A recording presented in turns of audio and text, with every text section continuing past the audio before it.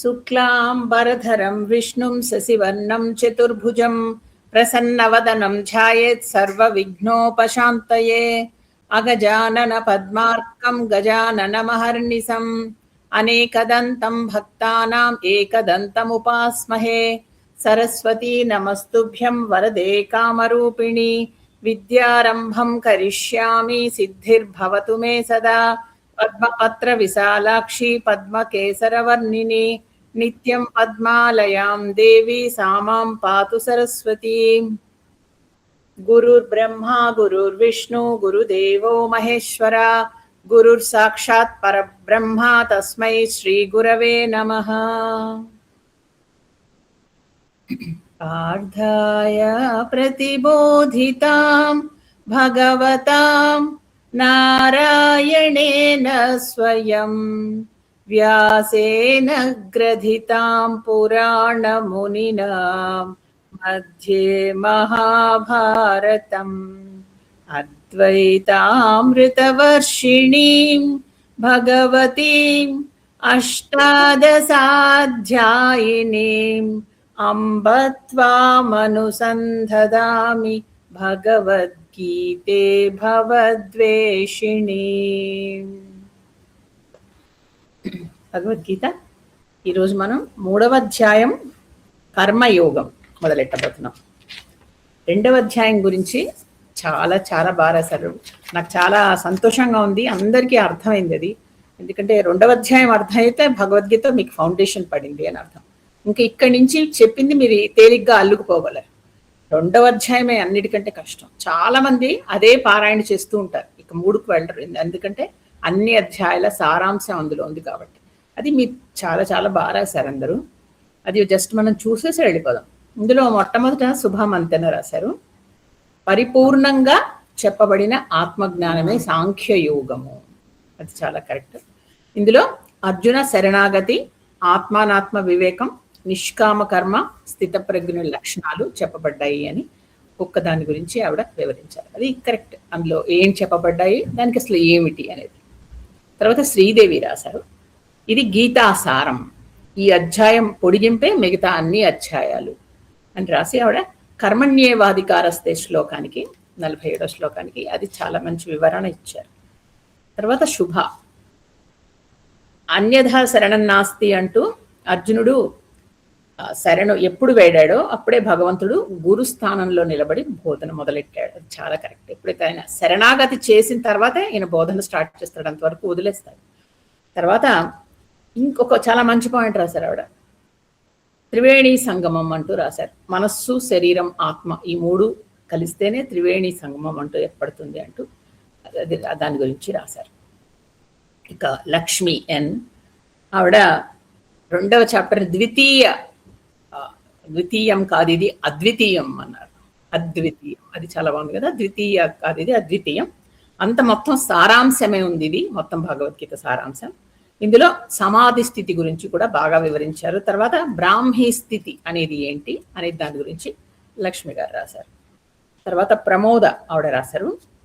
భగవాన్ ఉవాచ, దానిలో భగవాన్ అంటే అసలు ఏంటి, ఎందుకు భగవాన్ అంటున్నారు కృష్ణ అనకుండా అంటే, ఈయన ఇందులో ఒక భగవానుడు త్రిమూర్తులకు త్రిగుణాలకు అతీతుడు, అతీతంగా ఉన్న పరతత్వం ఆయన.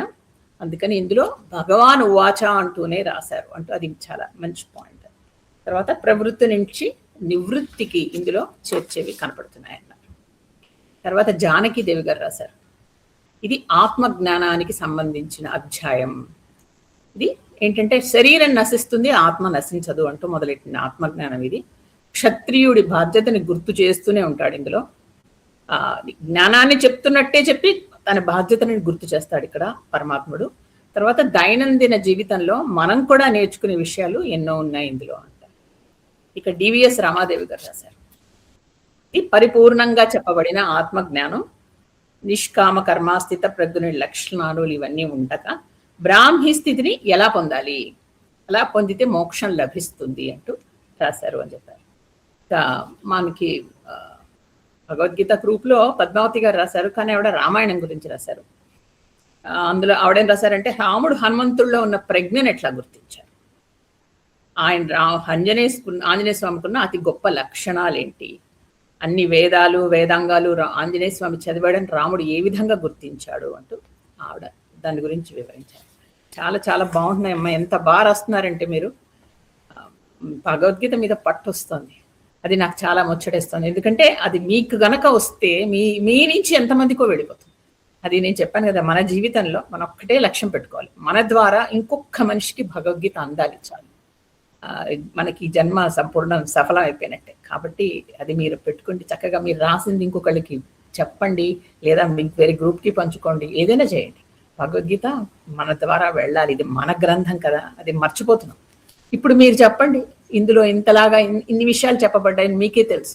ఇది ఒక మనిషి చనిపోయినప్పుడు శవం పక్కన ఎలా పెడతారండి, శవ పేటికల పక్కన ఎలా పెడతారు? అసలు చాలా తప్పు కదా, అసలు ఏమైనా సంబంధం ఉందా? అందుకే మనం ఇలాంటివి చూస్తే ప్రతిఘటించాలి, ఇలాంటివి చేయకూడదు. భగవద్గీతలు ఇంట్లో పెట్టుకోవడం మహాపాపం అని నేను భగవద్గీత చెప్పిన మొదట్లో కొంతమంది భయపడ్డారు, అమ్మ వద్దులేండి మా ఇంట్లో అంటే. ఏంటంటే వాళ్ళు అలా దాంతో ముడేస్తున్నారు. ఇవన్నీ మనకి నేర్పించేది మనకి నేర్పించే డెవలప్మెంట్ వండి అంటే ఫస్ట్లో చాలా మంది ఒప్పుకోలేదు. కాబట్టి భగవద్గీత అనేది అది ఏమిటి అని తెలిసిన తర్వాత మనం దాన్ని రోజు పూజ చేసుకుని దేవుడి దగ్గర పెట్టుకుంటాం. అంటే మనం రోజు దానికి పూజ చేసి దాన్ని చేయాలని కాదు, అవి నేర్చుకుని ఆచరణలో పెట్టుకోవాలి. చాలా చాలా బాగా రాశారమ్మా, చాలా సంతోషం అమ్మా. నేను కూడా కొన్ని చదివాను, ఏమనుకోకండి, చాలా బాగా రాశారు. జానకీదేవి గారు కొన్ని చూశాను నేను. ఆవిడ ఎంత బాగా రాశారంటే, ఆవిడ జానకీదేవి గారి పోస్ట్ చాలా బాగుంది. అలాగే రమాదేవి గారు, డివిఎస్ రమాదేవి గారు అద్భుతంగా రాశారు. ఆవిడ అక్షరాలు ఎంత బాగున్నాయో ఆవిడ తాలూకా మాటలు కూడా అంతే బాగున్నాయి ఆవిడవి. తర్వాత ఇంకొకరి ప్రమోద్ గారు అనుకుంటా, ప్రమోద్ గారి తోటి చదివాను, చాలా బాగుంది. ఆవిడ తాలూకా భగవాన్ గురించి అర్థం ఇచ్చారు, సాంఖ్యయోగం గురించి చెప్పారు. ఇదే కాదండి, నేను మీ అందరికీ చదివిన తర్వాత నాకు కూడా కొత్త కొత్త అభిప్రాయాలు వస్తున్నాయండి, ఎంత బాగా రాస్తున్నారు అని చెప్పేసి. అలాగే లక్ష్మి గారు వైజాగ్ నుంచి, ఆవిడది కూడా చాలా విచిత్రంగా, అంటే ఒక కొత్త కోణంలో ఆవిడ రాశారనమాట. చాలా బాగా నచ్చిందండి నాకు కూడా. నమస్కారం, ధన్యవాదాలండి. ఈరోజు మనం 3వ అధ్యాయం మొదలెట్టుకుందాం. ఇక 3 నుంచి మనకి ఇదంతా ఎక్స్పాన్షన్. ఎప్పుడైతే ఒక అర్జునుడు ఒక ప్రశ్న అడుగుతాడో, ఇప్పుడు ఒక లెసన్ చెప్పేసిన తర్వాత అంతే అయిపోయింది, కానీ వెంటనే ప్రశ్నలు అడుగుతూనే ఉంటాడు అర్జునుడు. అడిగిన దానికి ఇంకా సమాధానాలు చెప్తూ వెళ్తాడు. అది ఎక్స్పాన్షన్ ఆఫ్ భగవద్గీత. ఇది 3వ అధ్యాయం. ఇది మనకి కర్మయోగము 3వ అధ్యాయం. ఇప్పుడు 18 అధ్యాయాలు, 18 పేర్లా అనుకుంటున్నారా మీరు? నేను 18 చెప్పేసరికి టక్క టక్క టక్క టక్క 18 ఒకదాని తర్వాత ఒక పేరు చెప్పేస్తారు, ఎందుకంటే అంత బాగా వచ్చేస్తాయి. మీరు అలా అంత గట్టిగా చదువుతున్నారు కూడా. కాబట్టి దీని పేరు కర్మ యోగము. ఇది ఒక ఆధ్యాత్మిక మార్గం కదా, మోక్షాన్ని చేరడానికి ఒక ఆధ్యాత్మిక మార్గం భగవంతుడు చెప్పాడు. దానికి అది నిజానికి ఏంటి, ఒక విధంగా చెప్పాలంటే నిస్వార్థ సేవ. కర్మయోగం అంటే అంతే కదా, మనం ఏమి ఎక్స్పెక్టేషన్ లేకుండా చేస్తామంటే ఏంటి, నిస్వార్థ సేవ అనే అర్థం కదా. దీనికి ఏంటి అసలు పాయింట్స్ ఏంటంటే, మనకు ఒక నిస్వార్థంగా ఒక పని చేయాలి, ఒక పవిత్ర భావంతో అంకిత భావంతో చేయాలి. అలా అని పిచ్చి పిచ్చిగా చేయకూడదు, ఆ పని చాలా చక్కగా చేయాలి. ధర్మబద్ధమైనదిగా ఉండాలి, అధర్మమైన పని కాదు, ధర్మబద్ధమైన పని చేయాలి. తర్వాత దీనికి సమభావం అంటారు, ఇది చాలా ఇంపార్టెంట్. అంటే జయం వస్తుందా అపజయం వస్తుందా, మెచ్చుకుంటారా మెచ్చుకోరా, ఇలాంటివి ఆలోచించకూడదు. మనం చేయాల్సింది చేయాలి. నిస్వార్థ కర్మ, ప్రతిఫలం ఆపేక్షించకూడదు. ఇది ఏం చేస్తుంది, అలా చేయగా కొన్ని రోజులకి మన మనస్సులోని కోరికల్ని, తర్వాత అహంకారాన్ని తొలగిస్తుందండి. నేను చేశాను అహంకారం ఉండదు, ఎందుకంటే దానికి మనమే ఆశించట్లేదుగా. తర్వాత ఇంకా నెక్స్ట్ ఇంకా కావాలి అని కోరికలు కూడా ఏమీ ఉండవు. ప్రతిదీ భగవంతుడు మనకు ఆయనకే అర్పించేస్తున్నాం కాబట్టి ఇది చిత్తశుద్ధి ఏర్పడుతుంది. చిత్తశుద్ధి ఏర్పడడం అంటే ఏంటంటే, ఇలా చేసిన పనులు అంటే కర్మలు అంటే పనులే, మనస్సుని ఏం చేస్తాయి తెలుసా అండి, ఒక మన డిటర్జెంట్ పౌడర్ వేసి కడిగినట్టు కడిగేస్తాయి. అప్పుడు ఇక మనస్సు నిర్మలంగా అయిపోతుంది. అప్పుడు అందులోకి జ్ఞానం ప్రవేశిస్తుంది. ఇది ఒక చిన్న చిట్కా అనమాట. మనం అంత చక్కగా పని చేసి భగవంతుడికి అర్పించేసి ఏమి ఆశించకుండా ఉంటే, చేసిన ప్రతి పని మనసును అలా క్లీన్ చేస్తూనే ఉంటుంది. ఒక చిన్న నాప్కిన్ లాంటివి తీసి మనసును తుడిచేస్తూ ఉంటుంది ప్రతి కర్మ. అప్పుడు ఏంటవుతుంది, మనసులో మలినం అంతా తొలగిపోతుంది.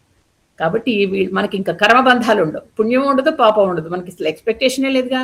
కాబట్టి మన కొండలు వెనకనే మనం అనుకున్నాం కదా, కొండలు ఉంటున్నాయి వెనక, ఆ కొండ తగ్గిపోతూ ఉంటుంది. కాబట్టి ఫలితం మనం ఆశించం కాబట్టి శాంతి లభిస్తుంది. ఇది అవుతుందా అవదా, చేస్తామా చేయమా, ఇలా ఆలోచిస్తూ ఉంటే మనకి ఎప్పుడూ టెన్షన్ ఉంటుంది, అశాంతే. ఏమీ ఆశించాం, నేను కరెక్ట్గా చేశాను, వస్తే వచ్చింది లేకపోతే లేదు అంటే శాంతి. కాబట్టి ఇది కర్మయోగంలో దీనికి చెప్తుంది. నిజానికి ప్రతి మనిషి ప్రతి ప్రాణి ఎప్పుడు ఏదో ఒక పని చేస్తూనే ఉంటాం కదా. ఇది మనకి ఎలా ఆలోచించాలంటే మనకు భగవంతుడు ఇచ్చిన కర్తవ్యం కింద మనం చేస్తే గనక అప్పుడు మన జీవితం సఫలం అవుతుంది. ఓహో, ఇది నాకు భగవంతుడి పని ఇచ్చాడు, నేను చేయాలి. ఎందుకు నేనే చేయాలి కాకుండా నో, ఇది భగవంతుడు ఇచ్చాడు నాకు, నేను చేస్తాను, అలా చేయాలి. అప్పుడు అది యోగం అవుతుంది. అప్పుడు కర్మ అవుతుంది. అది ఆ కర్మే యోగం అయిపోతుంది. యోగమై దాని ద్వారా మనకి మోక్షం లభిస్తుంది. కర్మ ద్వారా మోక్షం కాదు, కర్మ ద్వారా మనకి మళ్ళా జ్ఞానం లభించి దాని ద్వారా మోక్షం లభిస్తుంది. అది అంటే కర్మ ద్వారా ఆత్మ జ్ఞానాన్ని పొందడం. మనం అలా చేయగా చేయగా చేయగా చేయగా మనస్సు క్లీన్ అయిపోతుందని చెప్పాను కదా, అప్పుడు అందులోకి జ్ఞానం ప్రవేశిస్తుంది, దాని ద్వారా మోక్షం లభిస్తుంది. కాబట్టి మన కర్తవ్యం మనం చేస్తూనే జ్ఞాన సముపార్జన చేసి మోక్షాన్ని పొందడం అనేది ఇది కర్మయోగం. ఫలితం కోరకుండా చేస్తే ఏంటంటే మనస్సు మెల్లిమెల్లిగా పవిత్రంగా మారిపోతుంది. మనకి ఎలా అలవాటైపోయింది కదా, ప్రతిదానికి నాకేంటి వస్తుంది అని అనుకోవడం. కానీ అది ఒక్కసారి ఆలోచించి ప్రయత్నించండి. చిన్న చిన్న పనులు నేను ఎప్పుడు చెప్తూనే ఉంటాను, చిన్నవి. మీ బిల్డింగ్లో ఎవరో పెద్దవాళ్ళు ఉన్నారు, ఒక ఓల్డ్ కపుల్ ఉన్నారు, వాళ్ళకి మీరు బయటకు వెళ్ళేటప్పుడు అమ్మ నీకు ఏమైనా కావాలా, లేకపోతే బయటకు వెళ్తున్నా నీకు ఏమైనా తేవాలా, మందులు తేవాలా అని అడగడము, వాళ్ళకి తెచ్చిపెట్టడము. లేకపోతే వాళ్ళు కనిపించినప్పుడు అమ్మ బాగున్నావా, చిన్న 1-2 ప్రశ్నలు ఇస్తే పెద్దవాళ్ళకి పలకనింపు చాలు కదా. అలాగే ఏదైనా చిన్న సహాయం కావాలంటే మీరేమీ ఆశించకుండా చేస్తే, కొన్ని పెద్దవాళ్ళకే కదా ఇంకెవరికైనా, దానివల్ల మీకు చాలా తృప్తి వస్తుంది. మీరేమీ ఆశించరు. నేను వాళ్ళకి నిన్న చేశాను, నాకేం చేయలేదు అనుకోకూడదు. ఏజ్లో ఈ ఒక్క పని ఒక్కరోజు అంతే, చిన్న పని, ఎవరికో ఒకళ్ళకి, కొన్ని వాళ్ళకి అక్కర్లా, ఇంకెవరికో ఒకళ్ళు. అలా మీరు చేయడం మొదలెడితే, అందులో ఉన్న ఆనందాన్ని మీరు అనుభవించడం మొదలెడితే చాలా బాగుంటుంది. ఇంకా మీకు అది చెప్పానుగా, మెల్లిగా మనసు పవిత్రంగా మారి నాకు అసలు ఏ ప్రతిఫలాలు వద్దు, నాకు ఎవరు మెచ్చుకోలు అక్కర్లేదు, నాకు దేవుడు మెచ్చుకుంటాడు చాలు, నాకేమీ అక్కర్లేదు అనిపిస్తుంది. ఆ స్టేజ్కి మీరు వెళ్ళగలిగితే చాలు. అది మెల్లిగా మీకు ఆ జ్ఞానాన్ని, మీకు ఎక్కడో అక్కడ భగవంతుడు మీ దగ్గర గురువుని పంపిస్తాడు, లేదా మీరే వెళ్ళి కలుస్తారు, కలిసి జ్ఞానం మీకు లభిస్తుంది. ఆ జ్ఞానం ద్వారా మీరు వద్దన్న మీకు మోక్షం వస్తుంది. కాబట్టి ఇది ఒక దారి అని చెప్తున్నారు. తర్వాత ఈ కర్మ మనం చేసేటప్పుడు ఏ పని చేసినా నేర్పుగా చేయాలి, ఇష్టంగా చేయాలి, చక్కగా చేయాలి. ఎలాగో నాకు ప్రతిఫలం లేదు కదా, ఎలాగోలా చేసి పడేస్తానంటే కుదరదు, అది చక్కగా చేయాలి. తర్వాత కర్మని చేస్తూ దానికి ఫలితం గురించి ఆలోచించదు. ఎప్పుడు మనం యూజువల్గా అందరం అదే చేస్తాం, నేను కూడా అంతే, అందరం కదా, దీనివల్ల ఏమొస్తుంది నాకు అని. ఫలితం కరెక్ట్గా వస్తుందా రాదా, చేయగలనా చేయనా, జయమా అపజయమా, వద్దు. అది ఒక్కొక్కసారి రాదు ఫలితం, కానీ ఆ అపజయం మంది కాదు, అది అంతే, వదిలేసాంగా మనం. కాబట్టి మంచి పని చేస్తూ దాని ఫలితానమైన పుణ్యాన్ని కోరుకోకుండా ఉండడం చాలా గొప్ప విషయం అండి. ఇప్పుడు నేను చెప్పాను, ఎవరికైనా పెద్దవాళ్ళకి సాయం చేయండి, వాళ్ళకి ఏదో రోడ్ క్రాస్ చేయాలి, చేయలేకపోతున్నారు, అమ్మ నేను చేయిస్తా, రోడ్డు పట్టుకుని చేయించడం. పిల్లలు ఏదో పరిగెట్టి ఇంటికి వెళ్ళలేకపోతున్నారు, అమ్మ నేను దాన్ని హెల్ప్ చేస్తాను రా పాప అని చేయడం. ఇలాంటి వాటికి మనం పుణ్యం వస్తుంది, నాకు ఈరోజు బోల్డ్ పుణ్యం వస్తుంది అనుకోకూడదు, వదిలేయాలి. అది వదలడం ఎంత కష్టమో, చాలా కష్టం. కాబట్టి ఇది కర్మయోగి చేసే పని.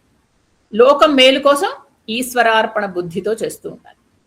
తనను తాను భగవంతుల్లో చేతిలో పనిముట్టుగా మనం భావించుకోవాలి. నేను భగవంతుడి చేతిలో పనిముట్టు, ఆయనే పనిస్తున్నాడు, ఆయనే చేయించుకుంటున్నాడు. అప్పుడు మనస్సు చాలా చిత్తశుద్ధి ఏర్పడిపోతుంది అంటారు. ఈ కర్మ నేనే చేస్తున్నాను అని మనం కనుక అనుకుంటే ఆ ఫలితం మీద ఆశ ఉంటుంది. మనకి ఏ పని చేయాలో హక్కు ఉంటే కానీ ఆ ఫలం మీద అధికారం మనకి లేదు, అది భగవంతుడికి వదిలేయాలి అంట.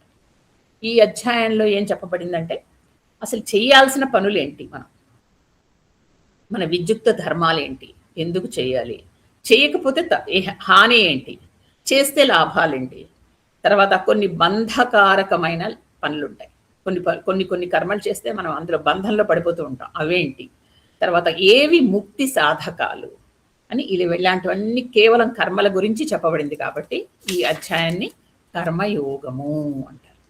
మనం మెల్లిగా ఒక్కొక్కటి చెప్పుకుంటే మీకు అర్థమవుతుంది.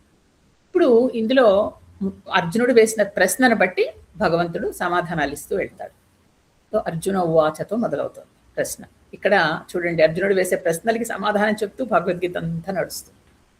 అర్జున ఉవాచ జాయసి చేత్ కర్మణస్తే మతా బుద్ధిర్జనార్దన తత్కిం కర్మణి ఘోరే మాం నియోజసి కేశవ.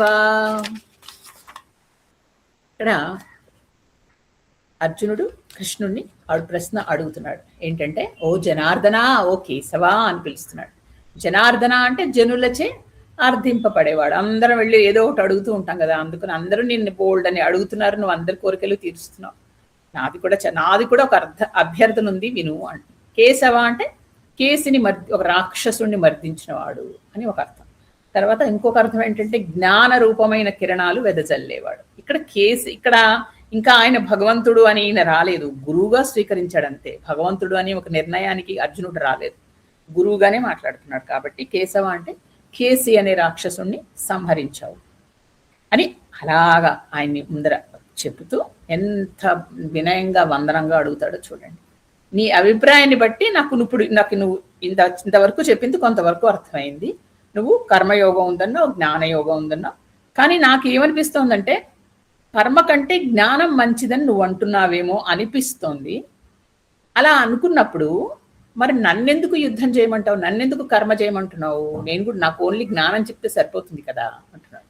అంటే ఈయనకి చిన్న కన్ఫ్యూషన్ వచ్చింది. భగవంతుడు ఏమీ అలా చెప్పలేదు. ఆయన కర్మ చేస్తూ ఉండు, నీ మనసు చిత్తశుద్ధి వస్తుంది, దానివల్ల నీ జ్ఞానం వస్తుందని కదా చెప్పాడు. దాంతో ఇక్కడ ఈయనేమో కొద్దిగా కన్ఫ్యూషన్ ఫీల్ అయ్యాడు. ఆయన ఏమంటాడంటే 49వ శ్లోకంలో దూరేణ హ్యవరం కర్మ అని ఉంది మనకి 2nd చాప్టర్లో. అందులో సకామ కర్మ, సుఖం చేసే కర్మ కంటే ఇది మంచిది, సమత్వ బుద్ధి మంచిది అంటూ ఆయన చెప్పారు. అక్కడ ఈయన కొద్దిగా కన్ఫ్యూషన్ వచ్చి కాదు, కర్మ కంటే నువ్వు జ్ఞానం గొప్పది అన్నావు కదా, మరి జ్ఞానమే నాకు ఇవ్వచ్చు కదా, నన్ను ఎందుకు యుద్ధం చేయమంటున్నావు అని అంటున్నాడు. ఇక్కడ అంటే ఆయనకు వచ్చిన డౌట్ ని చాలా సిన్సియర్ గా చక్కగా ఆయన అడుగుతున్నాడు. అలా అడిగితేనే కదా మనం గురువు నుంచి అన్ని రాబట్టేది, లేకపోతే ఆయన చెప్పాల్సింది ఏదో చెప్పి ఆయన ఊరుకుంటాడు. ఇక్కడికి వచ్చి ఆయనకు వచ్చిన సందేహాన్ని ఆయన వ్యక్తం చేస్తున్నాడు. ఇక 2వ శ్లోకం. వ్యామిశ్రేణేవ వాక్యేన బుద్ధిం మోహయసీవ మే తదేకం వద నిశ్చిత్య ఏన శ్రేయోహమాప్నుయాం. ఇందులో పైగా ఇంకా అంటాడు, మాటలన్నీ కొంచెం నాకు కలగా పులగంగా ఉన్నాయి. కాసేపు కర్మ అంటున్నావు, కాసేపు జ్ఞానం అంటున్నావు, కాసేపు భక్తి అంటున్నావు, నాకేం అర్థం కావట్లేదు. నాకు ఎందుకు నా బుద్ధి కొంచెము భ్రమకి లోనైనట్లు అనిపిస్తోంది అన్నాడు. అది వినయం అంటే. చూడండి, మీరు ఏదో నన్ను కన్ఫ్యూజ్ చేశారండి అంటే అది వేరేగా ఉంటుంది, అది గురుదోషుడి కింద వస్తుంది. నాకే సరిగా అర్థం కాలేదండి, కాబట్టి ఒక పని చేస్తాను, మీకు ఏది నాకు మంచిది అనిపిస్తే అదే నాకు చెప్పండి. నాకు తెలియట్లేదు, నేను ఎంచుకోలేకపోతున్నాను. ఇప్పుడు 2 మార్గాలు చూపించి ఎంచుకోమంటే నాకు చాలా కన్ఫ్యూజింగ్గా ఉంది. కాబట్టి మీరే నాకు ఏది మంచిదో అదే చెప్పండి. ఇక్కడ చూడండి, అది ఒక సాధకుడి లక్షణం. అది సాధకుడు అంటే ఏంటి, ఇందులో వెళ్ళి ఒక ఆధ్యాత్మిక మార్గంలో వెళ్ళేవాడు. ఎలా వాళ్ళు ఉండాలి అంటే మొట్టమొదటి జిజ్ఞాస ఉండాలి, అంటే తెలుసుకోవాలి అని ఒక ఆతృత ఉండాలి. తర్వాత తరించడానికి సంసిద్ధుడుగా ఉండాలి. ఎస్ అని తెలుసుకోవాలని కోరిక, తర్వాత వినాలి, వినిన తర్వాత అర్థం చేసుకునే ప్రయత్నం చేయాలి, తర్వాత అనుసరించాలి. ఇది సాధకుడికి ఉండే ప్రయత్నాలు. అప్పుడే వాళ్ళు సిద్ధి పొందుతారు. అంతే కదండి. ఇప్పుడు మనం అందరం ఎందుకు ఈ మార్గంలోకి వస్తున్నాం అంటే ఈ మార్గంలో ఈ స్పిరిచువల్ వేలో వెళ్ళి మనందరికీ మోక్షం కావాలి అని కదా ఈ విధంగా. కాబట్టి ఇలా వెళుతున్నాం. ఇలా వెళ్తూ ఉంటే పెద్దవాళ్ళు ఏం చెప్తారో తెలుసా అండి, మనలాగా చాలా మంది ఉంటారు, దాన్ని మనం ఎలా వెళ్ళాలి అనేది కూడా చెప్తారు. ఇప్పుడు మనం వెళ్ళేది ఒక స్పిరిచువల్ వే. ఫర్ ఎగ్జాంపుల్, అక్కడ మనం మోక్షం ఉంది, మోక్షానికి వెళుతున్నాం కదా, ఆ ప్రయత్నం చేస్తున్నాం. అది వదిలేసేయండి, మోక్షం ఇదంతా వద్దు మనకి. ఇంకా మనం 3rd చాప్టర్లో ఉంది. ఫర్ ఎగ్జాంపుల్, మన అందరం కలిసి మనం ఒక్కడమే ఒక గుడికి వెళ్ళాలి అనుకుంటున్నాం. ఒక గుడిలో ఏదో మంచి పూజ జరుగుతుంది, వెళ్ళాలి. కానీ మనకి ఎక్కడుందో ఏంటో ఏమీ తెలియదు. గుడి ఉంది, పూజ జరుగుతుందని తెలుసు. మనం వెళదాము అని అనుకుని పక్క వాళ్ళ వరకు చెప్పాం. వాళ్ళకి అసలు ఏమీ తెలియదు. మనం చెప్తే ఓ అవునా అండి మేము కూడా వస్తామని వాళ్ళు కూడా రావడానికి సిద్ధపడ్డారు. వాళ్ళు మన తోటి ప్రయాణికులు కదా. మనమే వాళ్ళకి చెప్పి వాళ్ళ చెయ్యి పట్టుకుని మనం తీసుకెళ్తున్నాం. పర్వాలేదు, మంచిదే. కాబట్టి వాళ్ళని కూడా తీసుకెళ్తూ ఉంటే మనతో పాటు ఇంకొకళ్ళు వచ్చి కలిశారు. వీళ్ళని మనం ఏమనాలి, కొంచెం మనలాంటి సాధకులు అనొచ్చు. మనం సాధకులమే కదా, వెళ్ళి చూడాలి అనుకున్నాం. కాబట్టి వాళ్ళు ఏం చేస్తున్నారు, అమ్మ ఫలానా గుడికి మీరు వెళుతున్నారా, నాకు దానికి ఎలా వెళ్ళాలో రూట్ తెలుసు, నా దగ్గర ఉంది, గూగుల్ మ్యాప్ ఉంది, నేను చేసుకున్నాను, నా దగ్గర అన్ని రెడీగా ఉన్నాయి, మనం పెట్టుకుని వెళ్దాం రండి. నేను కూడా మన ఇద్దరం కలిసి మనం ముగ్గురం కలిసి వెళ్ళచ్చు. ముగ్గురం కలిసి వెళ్ళడం మొదలెట్టాం. వెళుతూ ఉంటే మనకి ఇది ఇప్పుడు వీళ్ళందరూ సాధకులు, ఓకే, వెళుతూ చూడాలి అనుకున్నవాళ్ళు. ఇంకొకళ్ళు వచ్చారు, వాళ్ళు వచ్చి వాళ్ళు అన్నారు, అమ్మ మీరు ఆ ఫలానా గుడికి వెళుతున్నారా, నేను మొన్ననే వెళ్ళొచ్చి ఆ గుడి ఎక్కడుందో నాకు స్పష్టంగా తెలుసు, దానికి ఎలా వెళ్ళాలో నేను మీకు చక్కగా చేయి పట్టుకుని కూడా తీసుకెళ్తారండి అన్నారు. అంటే వాళ్ళు ఆల్రెడీ వెళ్ళొచ్చారు, వాళ్ళు అంటే వెళ్ళి అక్కడికి వెళ్ళి చూసి వచ్చిన వాళ్ళు, అంటే సిద్ధి పొందిన వాళ్ళు. వాళ్ళని పట్టుకుని వెళితే ఇంకా త్వరగా వెళ్ళిపోతాం. కాబట్టి మనం ఎవరితో వెళ్ళాలి, ఎలా వెళ్ళాలి అనేది దీన్ని బట్టి తెలుస్తుంది. వాళ్ళతో వెళితే వెంటనే దగ్గరికి వెళ్ళి తీసుకెళ్ళిపోతాం. ఇప్పుడు మరి గురువు గారు ఇవేవి చెప్పరండి. ఎక్కడ యోగీశ్వరేశ్వరుడు ఉంటాడు, ఎక్కడ మనకి ఆ సాధన అనేది, వెళ్ళడం మార్గం అనేది ఎక్కడ సుగమంగా ఉంటుందో చూపిస్తాడు. ఇదివరకు వెళ్ళిన వాళ్ళు, సిద్ధి పొందిన వాళ్ళు వెళ్ళిన మార్గం బహుశా కష్టమైందో, లేకపోతే మరి చాలా చాలా అలా సందుల్లో తిరిగి రాళ్లలో వెళ్ళారో తెలియదు. కానీ గురువు అనేవాడు ఏంటంటే నీకు చాలా తేలిగ్గా, నీకు మాత్రమే హాయిగా ఉండే మార్గాన్ని గురువు చూపిస్తాడు.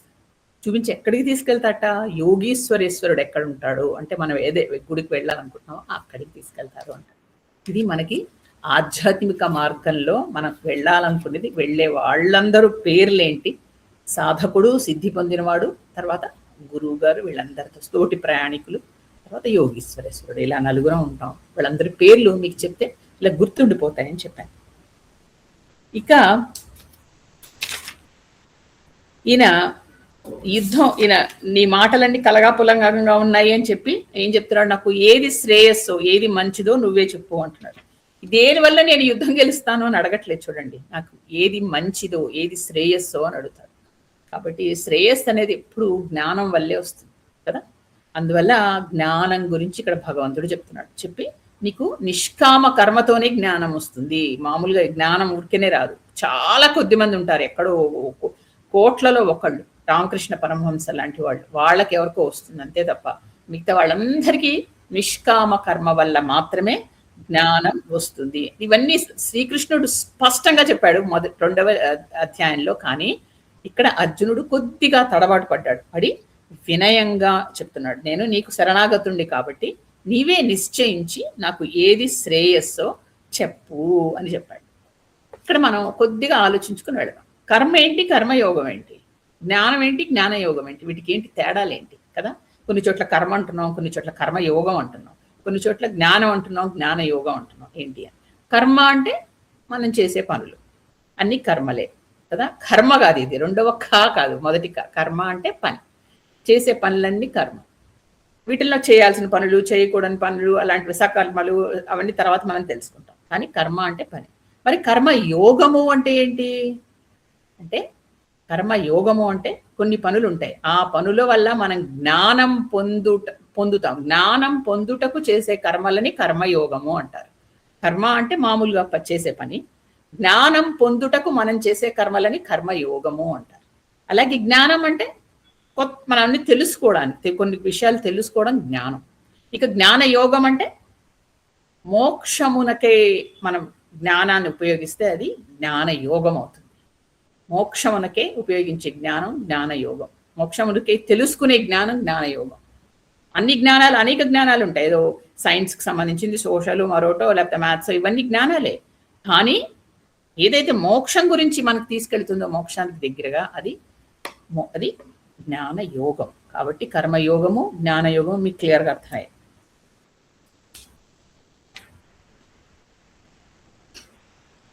ఇప్పుడు ఇక 3వ శ్లోకం. శ్రీ భగవానువాచ లోకేస్మిన్ ద్వివిధా నిష్ఠ పురా ప్రోక్తా మయా నఘ జ్ఞానయోగేన సాంఖ్యానాం కర్మయోగేన యోగినాం. ఇక్కడ భగవంతుడు స్పష్టంగా చెప్తున్నాడు, నాయన ఈ లోకంలో 2 నిష్ఠలు ఉన్నాయి, 2 సాధనాలు ఉంటాయి. ఒకటి కర్మయోగము, అది యోగులకు. ఒకటి రెండవది జ్ఞానయోగము, అది సాంఖ్యులకు అని చెప్తున్నాడు.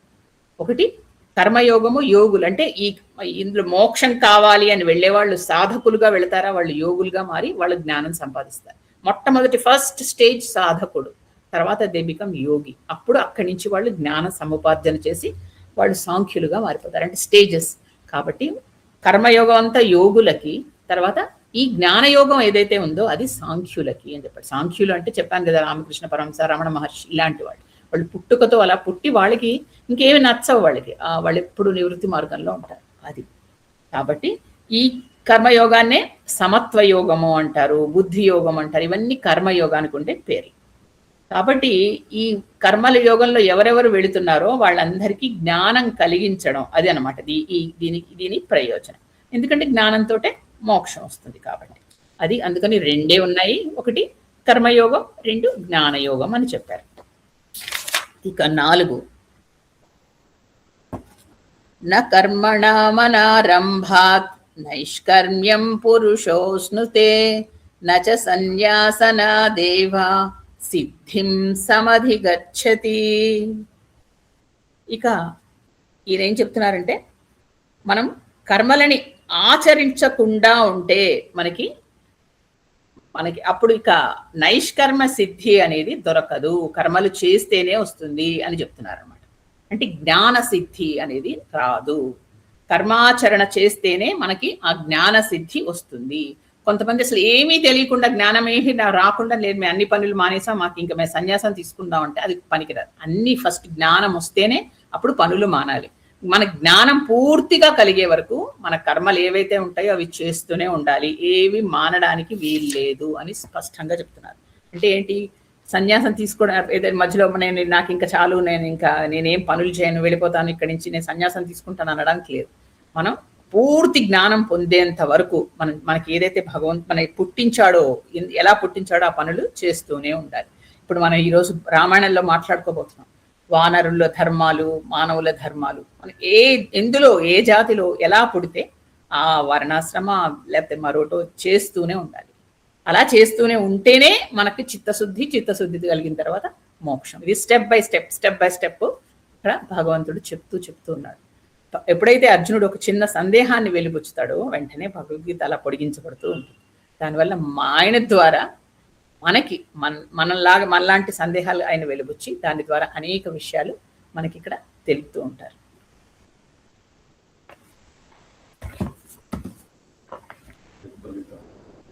ఒక్క నిమిషం అండి.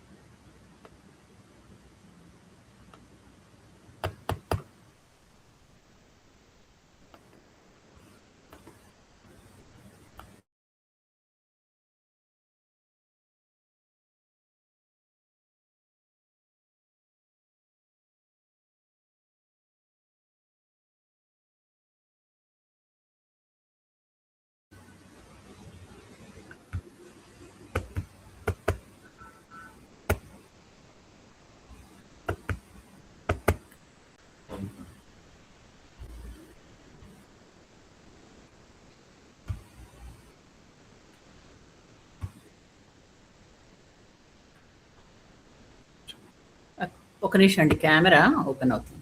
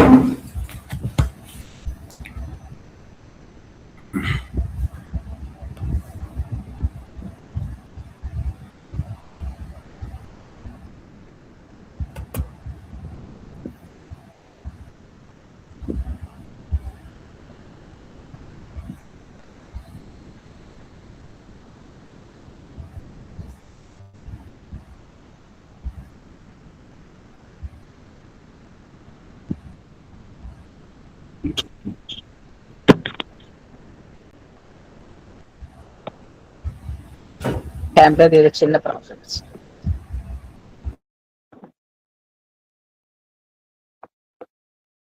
శ్రీ మహాగణాధిపతే నమః. శ్రీ సరస్వత్యై నమః. శ్రీ రామచంద్రనే నమః. శ్రీరామ రామ రామేతి రమే రామే మనోరమే సహస్రనామ తత్తుల్యం రామనామ వరాననే. రామాయ రామభద్రాయ రామచంద్రాయ వేధసే రఘునాథాయ నాథాయ సీతాయ పతయే నమః. ఆపదామపహర్తారం దాతారం సర్వసంపదాం లోకాభిరామం శ్రీరామం భూయో భూయో నమామ్యహం. కూజంతం రామ రామేతి మధురం మధురాక్షరం ఆరుహ్య కవితా శాఖాం వందే వాల్మీకి కోకిలం.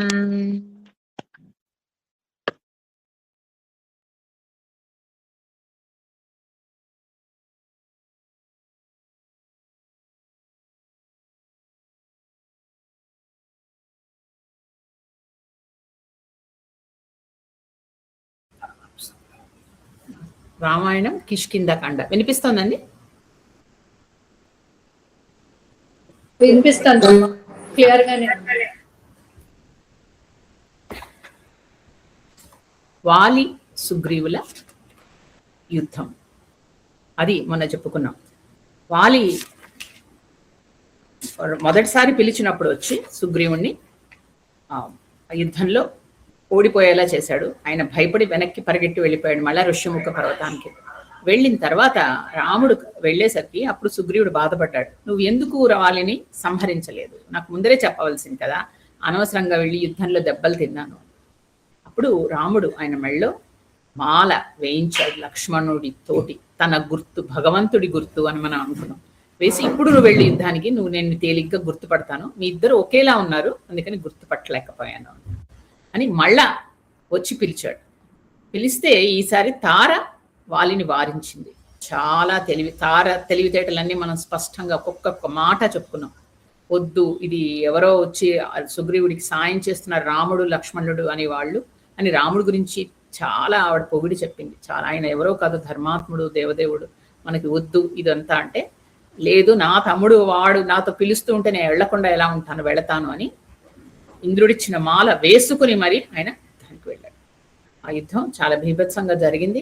ఎప్పుడైతే సుగ్రీవుడు గాయపడుతున్నాడో రాముడు గ్రహించి అప్పుడు ముందరికి అనలేదు, వచ్చి బాణం వేశాడు. కానీ అది వచ్చి ఇక్కడ తగిలింది. ఇక్కడ తగిలిందంటే అర్థం వెనక నుంచి వేస్తే ఇక్కడ తగలదుగా, అక్కడి నుంచి వేశాడు.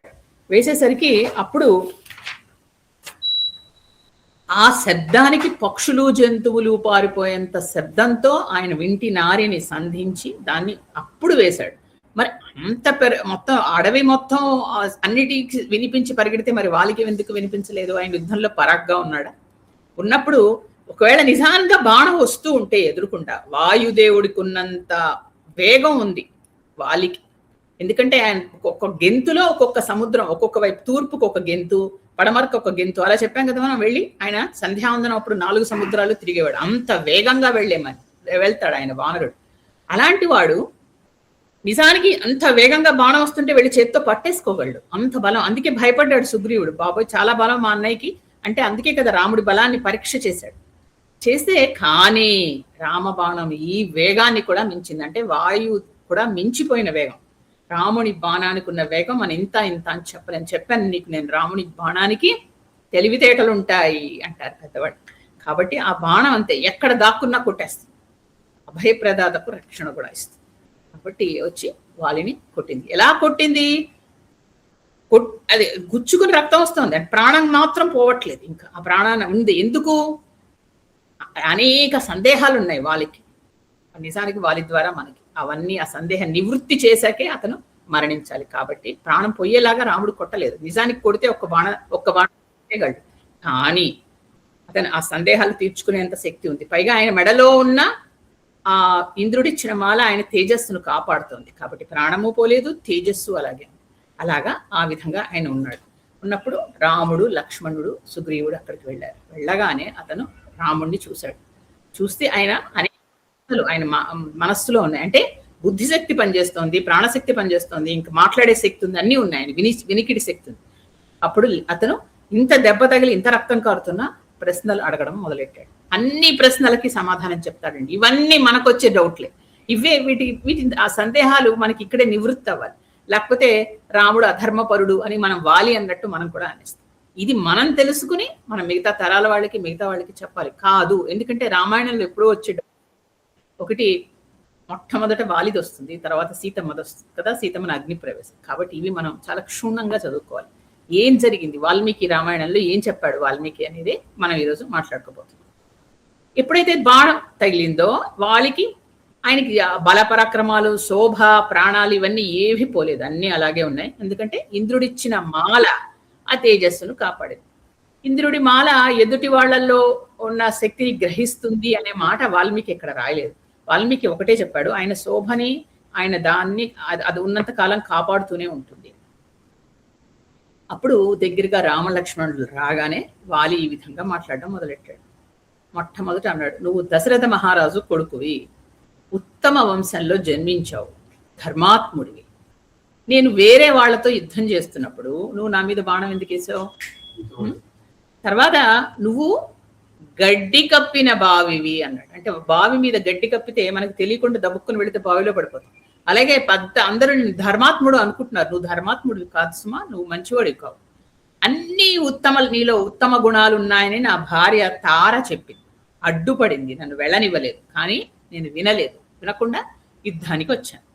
అయినా ధర్మాత్ముడు నన్ను దెబ్బతీయళ్లే అనుకున్నా, కానీ నువ్వు అలా కాదు, నువ్వు అధర్మపరుడివి. చూడండి ఎలాగా అంటున్నాడు. ఇలాంటి మాటలు అనేవాళ్ళు మనం ఎంతో మందిని వింటూ ఉంటాం, చూస్తూ ఉంటాం రాముడిని. అని ఒక్క విషయం గుర్తుపెట్టుకోవాలి, రాముడు అంటే రాముడే, రాముడు తప్పు చేయడు అంతే. మనం అది పట్టుకుని వెళ్ళిపోతే మనం కూడా రాముడిని అనుమానించడం మానేస్తాం.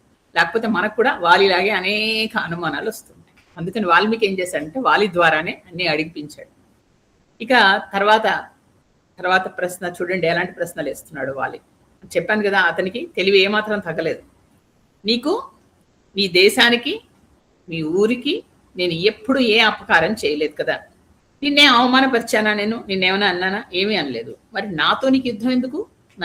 నాతో ఎందుకు యుద్ధం చేస్తున్నావు? తర్వాత నేను అడవిలో ఉండే ఒక వానర రాజుని, నేను ఎప్పుడు వచ్చి నిన్ను యుద్ధానికి పిలవలేదు. అలాంటి వాడివి ఇలాంటి క్రూర కర్మ ఎందుకు చేశావు? ఇంకొక ప్రశ్న, మేము వానరులం, మేమేదో ఇక్కడ ఫలాలు అవి తింటూ ఉంటాం, నువ్వు మానవుడివి. రాజులేమో ఎప్పుడు యుద్ధం ఎందుకు చేస్తారు? ఒక సంపద కోసం చేస్తారు, రాజ్యం కోసం చేస్తారు, ఇలాంటి వాటి కోసమే చేస్తారు. నా దగ్గర అయితే ఫలాలే ఉంటాయి, ఇంకేం ఉండవు. ఇంకెందుకు నన్ను చంపడం? నీకు నా చర్మం కావాలా, నా మాంసం కావాలా, లేకపోతే నా గోళ్ళు కావాలా, ఎముకలు కావాలా అని అడిగాడు. అంటే ఏంటంటే చర్మం అంటే కొన్ని జంతువుల్ని మనం చర్మం కోసం చంపుతూ ఉంటాం, లేళ్ళు లాంటివి కదా. కొన్ని ఇప్పుడు ఈ పులి లాంటి వాటివి గోల్డ్ తీసుకుంటారు. తర్వాత కొన్ని జంతువుల్ని చంపి మాంసం తీసుకుంటారు. ఇలాగా అవేమన్నా కావాలా? కోతిది ఎందుకు పనికిరాదుగా. తర్వాత నువ్వు దశరథ మహారాజు కొడుకుగా పుట్టావు కదా, ఆయనకి చెడ్డ పేరు ఎందుకు తెచ్చేస్తున్నావు నువ్వు? సత్పురుషులకు రేపు పొద్దున్న నువ్వేం సమాధానం చెప్తావయ్యా? రేపు పొద్దున నిన్ను చాలా మంది పెద్ద వాళ్ళు కలిచారనుకో, వాళ్ళకి ఏం సమాధానం చెప్తావు నువ్వు? ఇలాంటి తప్పు చేశాను అని చెప్తావా నువ్వు? తర్వాత ఇంకొక విషయం చెప్తాను విను. యుద్ధంలో నాకు ఇంతవరకు ఎప్పుడు ఓటమి లేదు, నన్ను ఎవరు ఎదిరించి నిలవలేదు. ఎదురుగా నిలబడి యుద్ధం చేయొచ్చుగా నాతోటి, పక్క నుంచి ఎందుకు కొట్టావు? అసలు నాకు కనపడలేదు నువ్వు అని అడుగుతున్నాడు. ఈయన చూడలేదు, కనపడలేదు అంటున్నాడు. ఈయన చూడలేదు అంతే. తర్వాత ఇంకొక ప్రశ్న, ఇదేంటంటే ఉక్రోషం వల్ల వచ్చిన ప్రశ్న. నువ్వు సుగ్రీవుడిని ఆశ్రయించావు, సుగ్రీవుడి దగ్గరికి వెళ్ళి సీతాదేవిని నాకు ఎక్కడుందో వెతికి తెమ్మని చెప్పావు. ఇదే కనుక నన్ను అడిగి ఉంటే నేను ఒక్క రోజులో సీతాదేవిని తెచ్చి నీకు అప్పగించేవాడిని, రావణుని తెచ్చి ఇక్కడ నిలబెట్టేవాడిని. నాకు అంత శక్తి బలం ఉన్నాయి. రావణుని యుద్ధంలో బంధించి నీ ముందర తీసుకొచ్చి పెట్టేవాడిని, ఎక్కడ దాచినా సీతమ్మని తెచ్చిచ్చేవాడిని. నన్నెందుకు అడగలేదు నువ్వు? తర్వాత ఇది నువ్వు సుగ్రీవుడిని అడగడమే తప్పు. ఇక తర్వాత ప్రశ్న, నా తర్వాత సుగ్రీవుడు రాజు అవడం సరే, కానీ నన్ను చంపిన తీరు మాత్రం చాలా అనుచితంగా ఉంది. నా మరణానికి నేను దుఃఖించడం లేదు రామ. ఒకవేళ నువ్వు గనక ఇది మంచిది అని గనక భావిస్తే సరే, కానీ నాకు మాత్రం సమాధానం చెప్పు నేను అడిగిన ప్రశ్నలకి అన్నాడు. మనందరికీ వే డౌట్స్ వస్తాయి. ఎందుకు ఇలా చేశాడు, ఎందుకు కదా, మన డౌట్లే కదా వాలి అడిగాడు. ఒకటి అడిగింది ఫస్ట్ క్వశ్చన్ ఏంటి, వీటన్నిటికీ సమాధానాలు చెప్తున్నప్పుడు మళ్ళీ క్వశ్చన్స్ వచ్చేస్తాయి. మహారాజు కొడుకువి, ఉత్తమ వంశంలో పుట్టావు, నేను వేరే వాళ్లతో యుద్ధం చేస్తూ ఉంటే నువ్వెందుకు బాణ ప్రయోగం చేసావు? నా ముందరికి వచ్చి యుద్ధం చేయొచ్చు కదా, నాకు కనపడలేదు నువ్వు. రెండు, తర్వాత నేను మీకు ఎప్పుడు అపకారం చేయలేదు, మీతో నేను యుద్ధాన్ని పిలవలేదు, నా మీదకి వచ్చి ఎందుకు యుద్ధం చేశాను? రాజులేమో యుద్ధం ఎందుకు చేస్తారు? సంపద కోసం, రాజ్యం కోసం చేస్తారు. మరి నీకేం కావాలి? ఒక వానరుడి దగ్గర నుంచి నేనేదో పళ్ళు ఫలాలు తప్ప నా దగ్గర ఏం సంపదలు లేవే, ఏం కావాలని నా మీద యుద్ధం చేస్తున్నావు?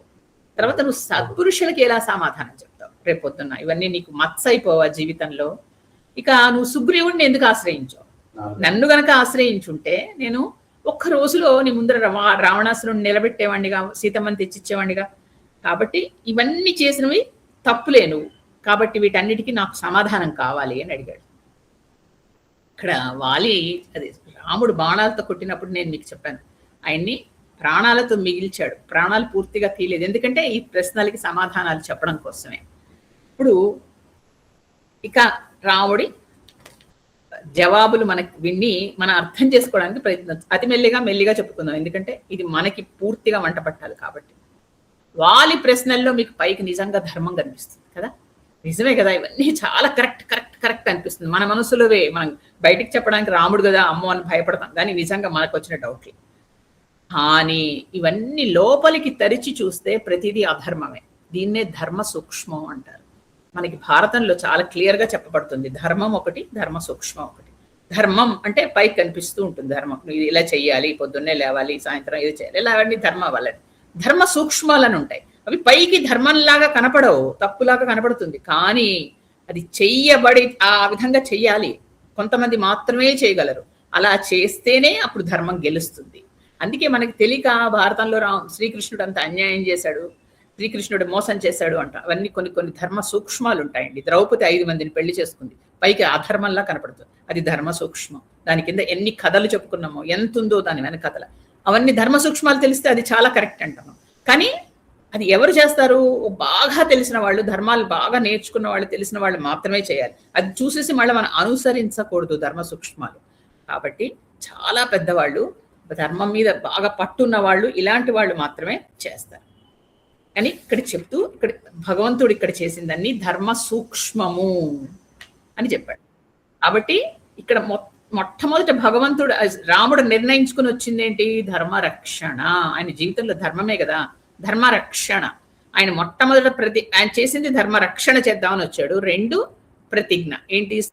ప్రతిజ్ఞ చేశాడు. ఆయనతో ఒక ఓట్టు పెట్టాడు, నేను వాలిని శిక్షించి నీ రాజ్యాన్ని నీకు అప్పచెప్తాను. కానీ మొట్టమొదటిది అధర్మాన్ని శిక్షించడం.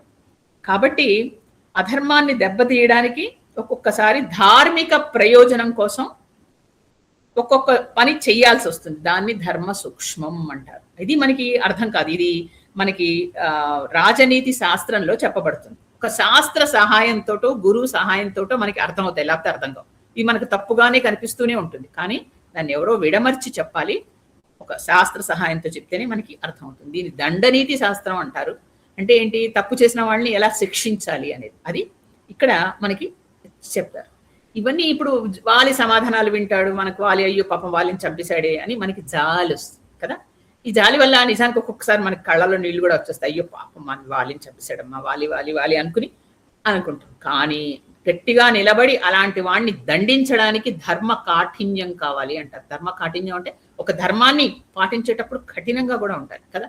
పిల్లలు తప్పు చేస్తారు, మన పిల్లల్ని మనం కొట్టలేం, జాలేస్తుంది వాళ్ళని, నేను చేయలేనమ్మా, నేను చేయన వల్ల కాదు అంటుంటారు. కానీ మనం గట్టిగా స్ట్రిక్ట్గా ఉంటాం, ఎందుకు? అదే కాఠిన్యం ఉంటాయి.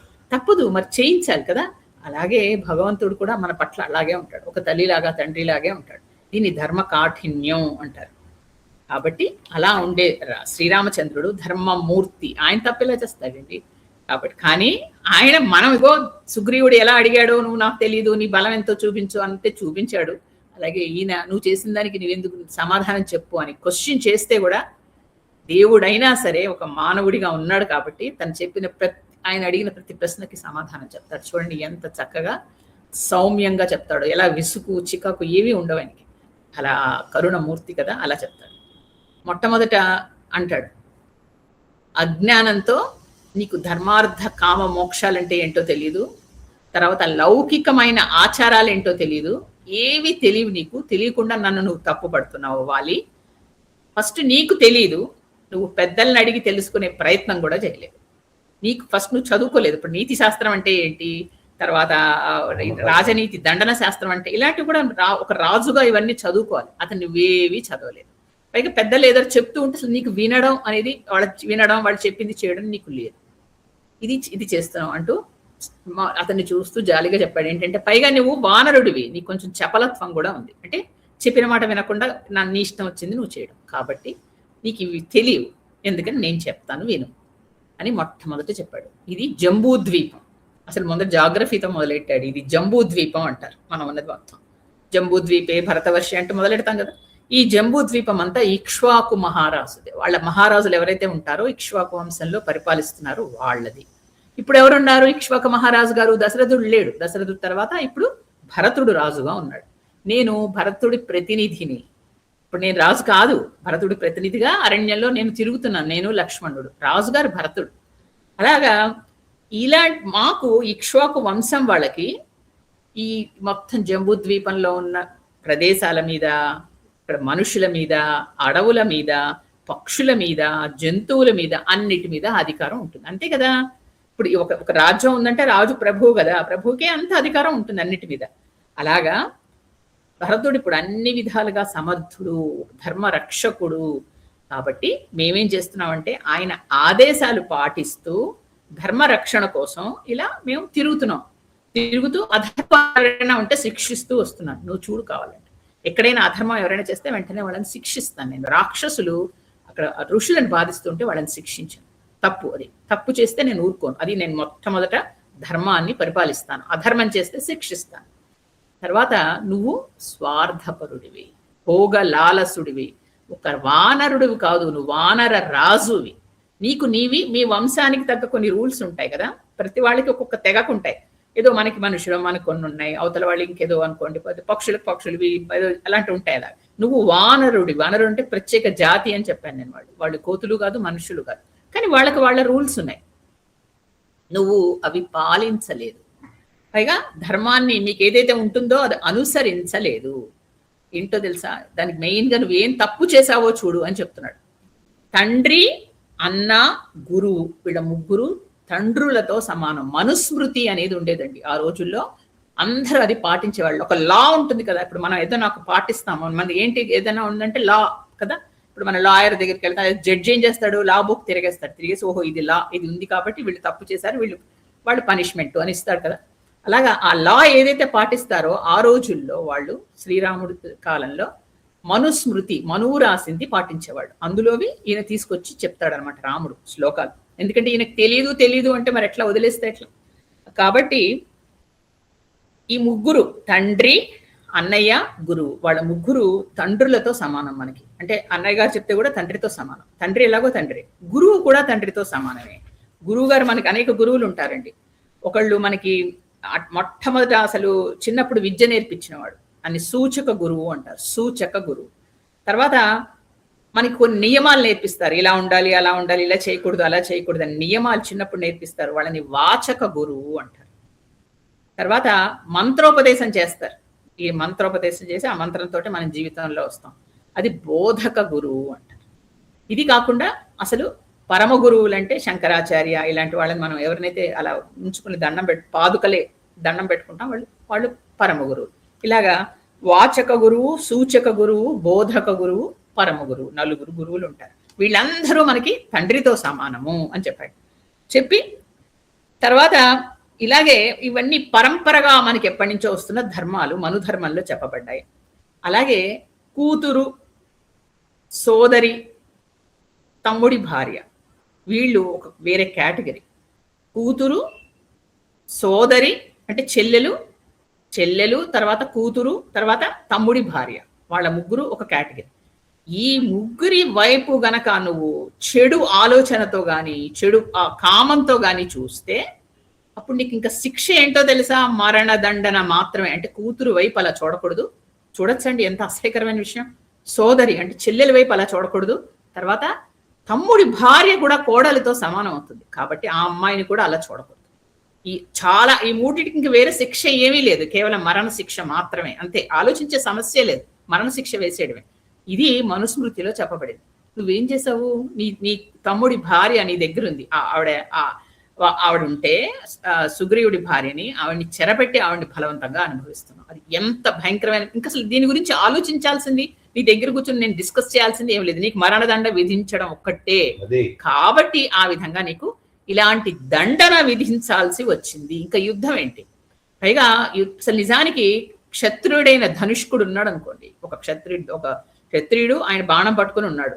అతను వానరుడితో యుద్ధం చేయలేడు. వానరుడు ఆయన ఏమైనా ఎప్పుడైనా వాలి దగ్గర మీరు బాణాలు చూసారా? ఆయన ఎప్పుడు వచ్చి మీద పడిపోయి వానరుడిలాగా యుద్ధం చేస్తాడు. నేను నీతో యుద్ధం ఏంటి చేస్తాను? నా ఎదురుకుండా ఎవరైనా బాణాలు పట్టుకుని వస్తే నేను యుద్ధం చేయగలను, నీతో యుద్ధం ఎలా చేస్తానయ్యా, నువ్వు వానరుడివి, అందుకని ఇది తప్పు అని చెప్పాడు. తర్వాత ఈ మనుస్మృతిలో నియమాలన్నీ నేను పాటించాను. పాపాలు గనక ఎవరైనా చేస్తే రాజు వాళ్ళకి శిక్ష విధించి తీరాలి, అప్పుడే వారికి పాప విముక్తి కలుగుతుంది. అప్పట్లో అలా ఉండేదండి. అప్పట్లో ఉండేవి మనుస్మృతిలో ఎవరైనా పాపం చేస్తే వాళ్ళకి వెంటనే శిక్ష విధించాలి. అప్పుడు వాళ్ళు చేసిన పాపానికి వాళ్ళకి ప్రాయశ్చిత్తం జరుగుతుంది. సరైన శిక్ష గనక విధించకపోతే ఆ పాపం అంతా రాజుకు చుట్టుకుని అప్పుడు రాజుగారు ఆయన మళ్ళా అప్పట్లో నరకం స్వర్గం ఇవన్నీ నమ్మేవారు కాబట్టి ఇలాంటివి ఉండేవి. కాబట్టి రాజు అనేవాడు వెంటనే అవతల తప్పు చేసిన వాడికి సరైన శిక్ష విధించాలి. ఇప్పుడు నువ్వు చేసిన దానికి సరైన శిక్ష ఏంటి? మరణదండన. అందుకని అది విధించాను. కాబట్టి ఇది నేను కొత్తగా పెట్టింది కాదు, మా తాత ముత్తాతలు కూడా ఇదే చేశారు అని చెప్పాడు. మాంధాత అంటే ఈ ఇక్ష్వాకు వంశంలో ఈ రాముడి కంటే దశరథుడి కంటే ఎంతో ముందర మాంధాత అని ఒక చక్రవర్తి ఉండేవాడు. ఆయన కూడా ఇలాంటి స్థితిలో ఇలాంటి వాడికి ఇలాంటి తప్పు చేసిన వాడికి అంటే తమ్ముడి భార్యని చెరపట్టి అనుభవించిన వాడికి మరణ దండన విధించాడు. అది నాకు తెలుసు. మా తాత ముత్తాతలు చేసిన పనే నేను కూడా చేశాను. కాబట్టి మనందరం ధర్మశాస్త్రానికి లోబడి ఉన్నాం. ధర్మశాస్త్రం ఏం చెప్తే అదే చేయాలి. మన స్వతంత్రాలు మన ఇష్టం వచ్చినట్టు చేయడానికి నేను రాజు కదా, నా ఇష్టం. ఇప్పుడు మనం చూస్తున్నాం ఏంటవుతోందో కదండి, యుఎస్ వాళ్ళు మా ఇష్టం నేను వాడిని చేసేస్తున్నారు. అలా చేయడానికి వీల్లేదు. ఒక రూల్ ఉంటుంది, ధర్మశాస్త్రం, దానికి లోబడే చెయ్యాలి అని. కాబట్టి ఇది ఒక రూల్. ఇంకా తర్వాత ఎప్పుడైనా క్షత్రియులు ఎవరినైనా వేటాడేటప్పుడు అందులో నువ్వు శాకామృగానివి, శాకామృగం అంటే ఒక చెట్ల నుంచి తిరిగే నువ్వు ఒక మృగానివి, నువ్వు మనిషివి కాదు. అప్పుడు ఏం చేస్తారంటే వాళ్ళు చాటు నుంచి కూడా వేటాడచ్చు. పైగా నువ్వు తప్పు చేసిన మృగానివి, మామూలు మృగం కాదు. నువ్వు మృగరాజువి, అంటే మృగరాజు అనకూడదు, వానర రాజువి, పైగా తప్పు చేసావు. ఇప్పుడు ఏం చేస్తారు? తప్పు చేసినవి ఒక్కొక్కసారి కొన్ని జంతువులు, పులిలు లాంటివి తప్పు చేస్తాయి. అంటే ఏంటి? అవి పొలిమేర దాటి లోపలికి వచ్చేసేసి అక్కడికున్న ఏదో ఆవునో లేకపోతే దాని దూడనో తినేస్తూ ఉంటాయి. అంటే అవి తప్పు చేసిన మృగాలు. అప్పుడు ఏం చేస్తారు? రాజుగారికి వాళ్ళందరూ చెప్తారు, ఆ ఊరి వాళ్ళందరూ, ఏమంటే ఇక్కడ పులి తిరుగుతుంది, ఇక్కడికి వచ్చి మా మృగాల్ని వాటిని అన్ని పట్టుకెళ్ళిపోతుంది, మేకల్ని, పులి, ఆవుల్ని అని. అప్పుడు ఏం చేస్తాడు? రాజుగారు వేట కోసం వస్తారు. వేట అంటే ఏంటి? అప్పుడు తప్పు చేసిన మృగాన్ని చంపడం. అప్పుడు మృగం ఎదురుకుండా వెళ్ళి, ఏ మృగం ఎదురుకుంటారా, నేను మీద బాణం వేస్తాను అని పిలుస్తాడా? పిలవడు. ఏం చేస్తాడు? పక్క నుంచో ఎక్కడి నుంచో వెళ్ళి అది చూడకుండా దాన్ని బాణం వేసి చంపేస్తాడు. ఇది నీతి. ఇది ఇలాగే చేస్తారు క్షత్రియులు. కాబట్టి ఇది ఇలా ఇలా ఇలా చేస్తారు. అంతేకాని జంతువుల్ని చంపచ్చు. నిజానికి మేము యుద్ధంకి వెళ్ళామనుకో, క్షత్రియులు యుద్ధానికి వెళితే ఎవరైనా ఆయుధం లేకపోయినా, లేదు వాళ్ళు నిద్రపోతున్నా, లేకపోతే వాళ్ళు వెన్ను చూపించి పరిగెత్తినా వాళ్ళని మేము చంపాం. అది మాకు యుద్ధంలో అది మాకు ఒక రూల్ ఉంటుంది, ఒక శాస్త్రబద్ధమైన విషయం. ఎవరైనా శత్రువులు వచ్చి మాతో యుద్ధం చేస్తున్నప్పుడు, అంటే మనుషులు. కానీ జంతువుల పట్ల వివర్తించవు. జంతువులు పరిగెడుతున్నా మేము చంపేస్తాం. జంతువులు మాకు వెన్ను చూపించినా చంపేస్తాం, ఎందుకంటే తప్పు చేసాయి పైగా. కాబట్టి అది యుద్ధం, ఇది వేట. రెండు ఎంత చక్కగా చెప్తాడో చూడండి. కాబట్టి ఇదివరకు మా నాన్నగారు కూడా శబ్దవేది, దశరథుడు శబ్దవేదితో బాణం వేస్తేనే కదా శ్రవణ కుమారుడికి తగిలింది. శబ్దవేదితో బాణం వేశాడు, పక్క నుంచి వేయలేదా ఆయన, చెట్టు చాటు నుంచి దాక్కుని. కాబట్టి యుద్ధ ధర్మం ఇక్కడ వర్తించదు. నువ్వు నా మీద యుద్ధ ధర్మం నాకు నువ్వు చెప్పకు, ఇక్కడ యుద్ధ ధర్మం పనికిరాదు. ఎందుకంటే నీకు జంతు ధర్మమే తెలుసు, నువ్వు జంతువు కాబట్టి.